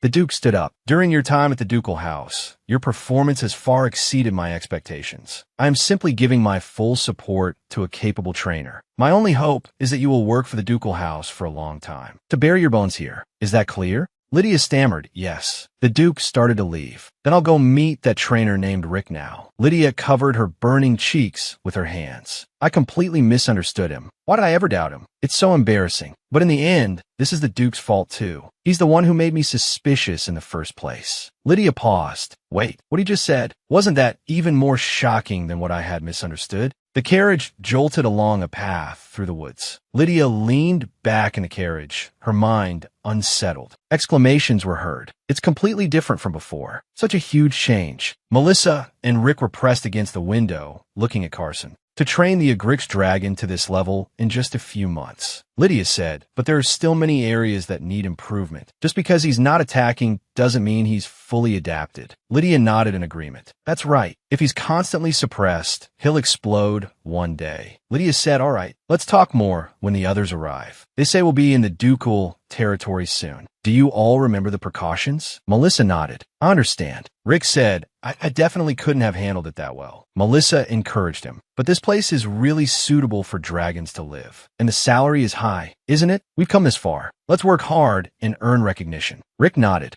I'll definitely do my best. Lydia smiled with satisfaction. It's great that Melissa and Rick understand the situation in the ducal territory. But I still need to keep a close eye on them. With a command, the main gates opened. The carriage slowly drove in. In any case, I'm now responsible for managing all the trainers in the ducal house. I must handle the relationship with the training center and the apprentices well. If anything goes wrong, the responsibility is all on me. Lydia pushed open the door, a confident smile on her face. I'm back. 2 weeks later. Melissa and Rick have been here for 2 weeks. Although I can't let my guard down yet, the first step seems to be going smoothly. Thanks to the extra hands, I finally have some breathing room. With the free time, I can get to know the Agrix dragon better and prepare for the joint training. The problem is, Lydia sat cross-legged amidst a pile of books, her brow furrowed. There's too little information. Almost none. Bruce approached. I'm sorry. As you know, before the current Duke, there was a 100-year gap in raising Agrix dragons. The records should have been passed down from one exclusive trainer to the next, but they all died, and the records were lost with them. Lydia said, I wasn't hoping for much, but 100 years is no small number. It's normal for some records to be lost. Besides, Agrix dragons are rare to begin with. Perhaps the information was recorded in code or abbreviations. I had hoped for that, but I've searched the entire library and found nothing. In that case, the notes I've written while training and managing Carson might be the only existing records. The problem is there's nothing to compare them to. The only data I have is about Carson. I can't be sure if knowledge applicable to other dragons also applies to Agrix dragons. If only I had the data accumulated over generations. It's a shame it all vanished in an instant. Lydia suddenly clenched the paper in her hand. That damn fool. It's understandable to want to be the head of the house, but why destroy the records of the Agrix dragon? Did he have any idea how precious those things were? If he were still alive, I'd kill him with my own hands. A knock on the door interrupted Lydia's thoughts. The Duke walked in slowly. Yukendir said the preparations are ready. Will the joint training begin? Lydia looked up. It's not ready yet. The Duke leaned down, gently placing his hands on her shoulders. Is there a problem? Lydia quickly waved her hands. I'm physically fine. It's just that something feels off. I've said before that joint training must be conducted with caution to minimize risks. If a conflict breaks out between the dragons, even the trainers would have difficulty controlling it. The Duke said, "What if I observe the training personally?" Lydia was taken aback. "You'll come personally?" The Duke said, "I can't say for the other dragons, but Carson shouldn't be difficult to control." Lydia pondered. If the Duke's mere presence could control Carson, that would be ideal. She spoke, "But that's a last resort. I'll do what I can first." The Duke nodded slightly. "Understood." Lydia sighed. The offer is tempting, and Carson does need to be independent of the Duke. She suddenly remembered something. "Right, didn't you already fly today? Did something happen?" The Duke's gaze flickered away. "No. I just wanted to check on the progress of the joint training." He turned and left. Lydia was left stunned. He came all this way just to say that. Couldn't he have sent someone else? Doesn't he have more important things to do? Bruce spoke softly. "May I ask what the problem is with the joint training?" Lydia looked troubled. Should I be honest? It's more of an intuition. No matter how I think about it, I just feel that Carson isn't fully mature yet. Lydia's fingers tightened on the book. "But I can't just say something like that. The new trainers are making everyone nervous. I can't unsettle people with baseless speculation." She answered, "I just feel like some parts are incomplete. Like I said, I want to proceed with caution." Bruce nodded. "I understand." Lydia hugged the book, a smile returning to her face. "For now, I'll focus on training Carson and Luila. I really need to learn more about the dragon species." Bruce's eyes dimmed. Understood, Trainer Lydia. Sunlight pierced through the clouds. Dragon knights soared on their great dragons among the rainbows. Lydia rested her chin in her hand and let out a long sigh. She looked at Carson. Seeing him like this, he really looks like a gentle dragon. It's hard to imagine he's been through so much hardship. Did he survive because he was strong, or did he become strong in order to survive? The Duke's voice suddenly spoke. "What do you mean?" Lydia looked up. "Your Grace, you're here again." The Duke crossed his arms. "Come to think of it, you seem to be looking for something in the library earlier." Lydia stood up. "Yes, the joint training is approaching. I was hoping to find even a little bit of information about the dragon. But unfortunately, I've confirmed it again. Those records were lost with the deaths of the exclusive trainers." The Duke's eyes dimmed. "Is that so?" Lydia was taken aback. "Ever since we returned to the ducal territory, hasn't the Duke been coming a bit too often? Is he that free?" Lydia rested her chin in her hand, sighing before a mountain of books. "This is hopeless. Even if I could reference other species, there's probably no one who has done in-depth research on every single species." Her palm rested on a thick, blue-covered book. "But that doesn't mean I can keep postponing the joint training forever." Lydia stood up, holding the book. "The Duke came the day before yesterday. The Duke came again yesterday. And he came again today. The Duke keeps coming over. I feel like he's waiting for the joint training. Just one last book. I'll research for a few more days. If I still find nothing, I'll just have to proceed with the joint training as carefully as possible." Lydia's fingers slid across the books. They stopped on one book. She froze. "What's this?" Just now, one book felt completely different from the others. Could it be this one? Lydia pulled out the book. An ancient tome with a dark brown cover and gold patterns. The description was ordinary, but for some reason, it had a strange, scaly feel. She opened the book. It was blank inside. The title said it was a cookbook, but there was no content inside. This difference between sight and touch. Well, have I felt this before? Lydia's pupils constricted. "I remember now. This is Kryllion dragon leather. The leather of a Kryllion dragon has excellent camouflage abilities. This ability persists even without magic. For this very reason, they were once hunted indiscriminately. Now, hunting them is banned across the entire continent. Usually, Kryllion dragon leather is used to make invisibility cloaks or book covers for hiding confidential documents. I never thought I'd see it in person." Lydia swallowed, clutching the book tightly. Since it was hidden so carefully, it means this is no ordinary book. A knock sounded at the door. The Duke didn't look up, his voice steady. "Come in." He continued to review his documents. "If there are documents to process, just leave them on the desk before you go." Lydia's voice rang out. "Your Grace, I have something to report." The Duke's hand paused. "Trainer Lydia, what is it so late at night?" Lydia walked forward quickly. She placed the ancient tome in front of the Duke. "I found this in the library." The Duke looked at the cover, a hint of confusion on his face. "Isn't this 300 traditional recipes of the Timmel Kingdom?" Lydia's eyes burned brightly. "Would you like to open it and see?" The Duke opened the book, his fingertips brushing over the blank paper. The appearance and the feel are completely different. How did you find this book? Lydia answered that it was purely by chance. I didn't expect it. This book is made of krill-ion dragon leather. The Duke shot to his feet. I must call Durna. He looked at Lydia. I will thank you for your efforts and give you the compensation you deserve. Lydia quickly waved her hands. I didn't bring it for a reward. The Duke's gaze fell upon her. Although the contents have not yet been verified, you have indeed found a valuable book. Your efforts have earned their due compensation. He suddenly changed the subject. Have you been sleeping well lately? Lydia was slightly taken aback. Yes, thank you for your concern. She bowed deeply. I'll take my leave first. The Duke watched her quietly, without responding. Lydia looked up. That startled me. Why was he looking at me like that? Durna took the book from the Duke's hands. This seems to be written with specially treated ink. The Duke crossed his arms. Can you decipher the contents? Durna bowed his head slightly. Yes, I have figured out how the contents are hidden. Please wait a moment. A huge magic circle spread across the floor. The book floated in the center of the magic circle, enveloped in blue energy. The original text on the cover disappeared, replaced by a new word, agrix. Then a second word appeared, agrix species. The Duke murmured, agrix species. The description is simple and clear enough. He opened a page. Inside were illegible, messy scribbles. Is it a code? Durna explained. This book is designed to react only to a specific magic. Only by using that power can the original content be identified. The Duke's eyes sharpened. If it's a special magic, it must be a Grix magic. On the sunny training ground, Carson was lying on the grass. Lydia stood beside him.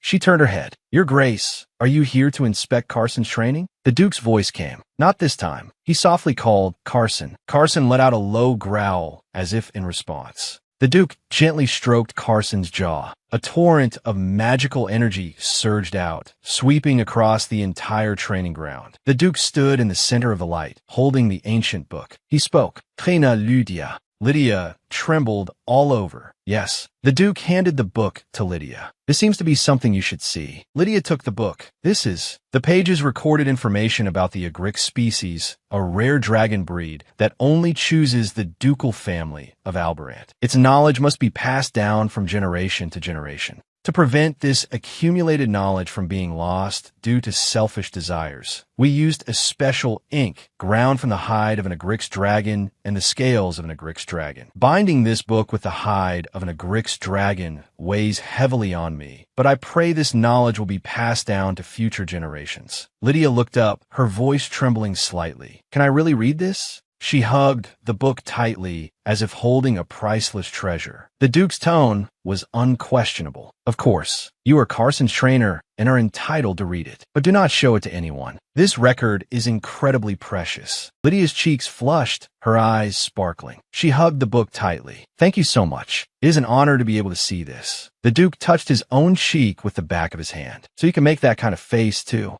Lydia suddenly exclaimed. The Duke came back to his senses. What is it? Lydia's gaze fell on the book. I just find it a little strange. The book says Carson is not yet an adult dragon. Carson yawned, lying lazily in the gazebo, bathed in sunlight. Melissa crouched behind a bush, holding a pair of binoculars. Lydia asked, how is it going? Melissa sighed. Normally, he should be near them. Lydia took the binoculars and looked. Although I expected this, it still doesn't feel good. Melissa tilted her head. But why are you in such a hurry to proceed with the connection? Before, the trainer kept putting it off, saying we needed to be cautious. Lydia looked thoughtful. That was when Durna asked, Trainer Lydia, is the difference between a subadult and an adult very important? Lydia nodded. Very important. It's like the difference between a teenager and an adult. Now that it has come to this, we must proceed with the connection training as soon as possible. Like all education, the younger they are, the more effective it is. This is true for humans, and even more so for dragons, whose instincts are stronger. The Duke looked worried. More importantly, what if he becomes an adult? I've heard that some species become more independent after reaching adulthood, thus avoiding connection. Lydia said that's right, but for dragon breeds that choose humans, they usually remain in a subadult state forever, unless the human helps them mature. Of course, this depends on individual nature. In some cases, it's best to keep them as subadults. As for Carson, we can't decide arbitrarily. I will carefully study the materials before the connection is fully established. If I think it's better for him to remain a subadult state, That I will inform you then. Lydia looked tense. After careful consideration, I judged that it would be faster to train him while he's still a subadult. That's why I'm in such a hurry. I don't distrust Melissa, but the Agrix dragon is top secret. It's hard to talk about it openly. Suddenly, a commotion was heard. The dragon horses scattered in panic. Carson, lying in the gazebo, let out a low growl. Lydia observed. I have to correct myself. It's not that they're awkward, but that Carson is completely ignoring them. When we went to the capital, Carson and the warhorses seemed to get along well. I thought the connection would be completed quickly. I was completely wrong. The Duke suddenly appeared. Is that the problem? Lydia let out a cry of surprise. Your Grace.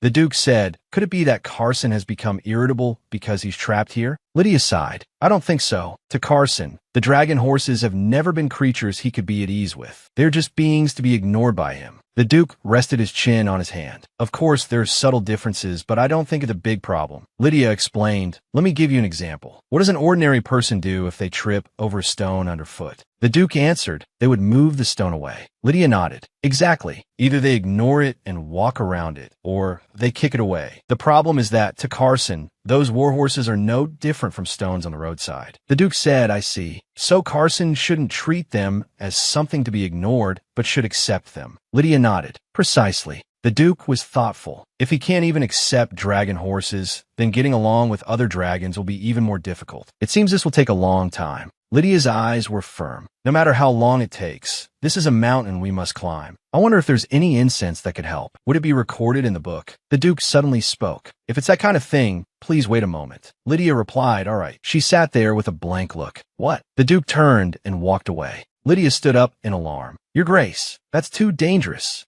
The Duke walked towards the group of dragon horses. His mere presence made them cringe. The Duke stopped in front of Carson. Carson growled. They seemed to be communicating. Carson let out a questioning cry. The Duke turned and left. He said to Lydia, starting tomorrow, Carson will probably follow the trainer's instructions properly. Lydia spoke in disbelief. What did you say to Carson? How could he? The Duke crossed his arms, his expression indifferent. What I said is not important. What's important is whether Carson follows instructions, isn't it? Lydia was at a loss for words. He has a point, but if he understands immediately with just a word from you, doesn't that mean we're redundant here? The sudden threat of unemployment. The next day, Lydia's expression was one of shock. My goodness, our dragon has changed. Of course, I lit the incense, specially blended for Agrix dragons, but that was just to calm his emotions. Lydia looked grave. For Carson had changed so drastically in a single day. They say a dragon that has chosen a human is different, but what on earth did the Duke say to Carson? Lydia smiled brightly. Carson let out a low rumble. Lydia gently hugged Carson. You're such a good boy. Has Carson even learned to accept other dragons? She stroked Carson's scales. He doesn't get sensitive even when I'm with the dragon horses. Since he's doing so well, I should praise him properly. Carson gently nuzzled Lydia's hand with his head as if seeking affection. It's great that things are going smoothly, but for some reason, it feels a little pathetic. My own efforts were so easily surpassed. I agonized over it for so long.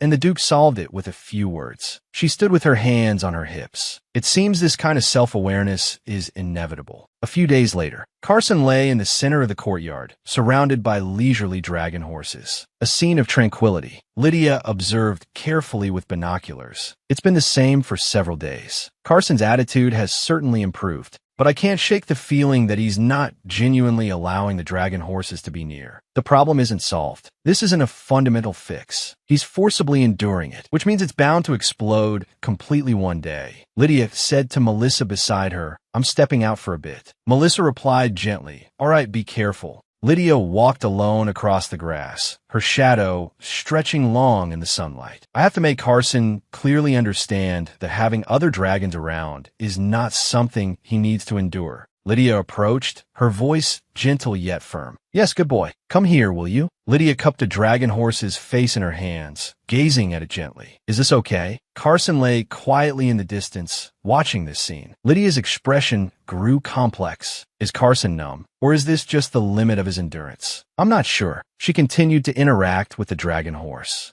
A suppressed growl rumbled in Carson's throat. Lydia turned and called his name. Carson. Carson shot to his feet, letting out a pained roar. A huge shadow loomed over everything. Lydia continued to call out, "Carson." Carson's pupils shrank. Lydia met Carson's gaze, her tone firm. "I am your exclusive dragon trainer. Praising other dragons doesn't mean you are any less precious. I'll let the dragon horses roam free for the sake of your training. If you learn to accept other dragons, you will also be more at ease." Lydia gently stroked Carson. A dragon living in the human world must eventually share its space with other dragons. If Carson can't accept that, he will be the one who suffers the most. Lydia's eyes were resolute. For everyone's sake, and for our own, he must learn to be a little more tolerant. Lydia released her hand. She walked over to the dragon horses again. "I'm not sure if this method will work, but if the Duke's method was effective, as long as Carson can take a step forward like this, I could ask for nothing more." A few days later, the dragon horses huddled together intimately, letting out contented low rumbles. Carson watched from afar, a dissatisfied grumble in his throat. Lydia raised her binoculars, looking at the courtyard below. It seems talking to Carson was effective. Although dragons are intelligent, it's widely believed they can't understand human ways. But for a dragon that has chosen a human, a dragon that has grown up with that human since birth, I clearly see that other possibilities exist. I never thought I would say such things to a dragon, but Carson was persuaded. Lydia asked the Duke during the last joint training, "What did you say to Carson?" The Duke's gaze drifted into the distance. "Nothing special." Lydia said, "I'm grateful for your good intentions, but because of your words, Carson began to forcibly endure the other dragon's provocations. Endurance is not a good thing. Once the right trigger is found, everything he has suppressed will explode. You also know that suppressed things become even more dangerous once they erupt." The Duke was slightly taken aback. Lydia continued, "Thanks to you, I also realized how short-sighted I was. I had only ever trained dragons at the training center. Carson is the first dragon to have chosen a human. There's bound to be constant trial and error. I never thought to try and persuade a dragon. I failed to realize that a dragon that grew up with a human would be different from an ordinary dragon." Lydia bowed her head slightly. "Thanks to you, the world I know has become much broader." She broke into a radiant smile. "Thank you for your help." The Duke looked at her, the corners of his mouth turning up unconsciously. "If that's the case, then that's wonderful.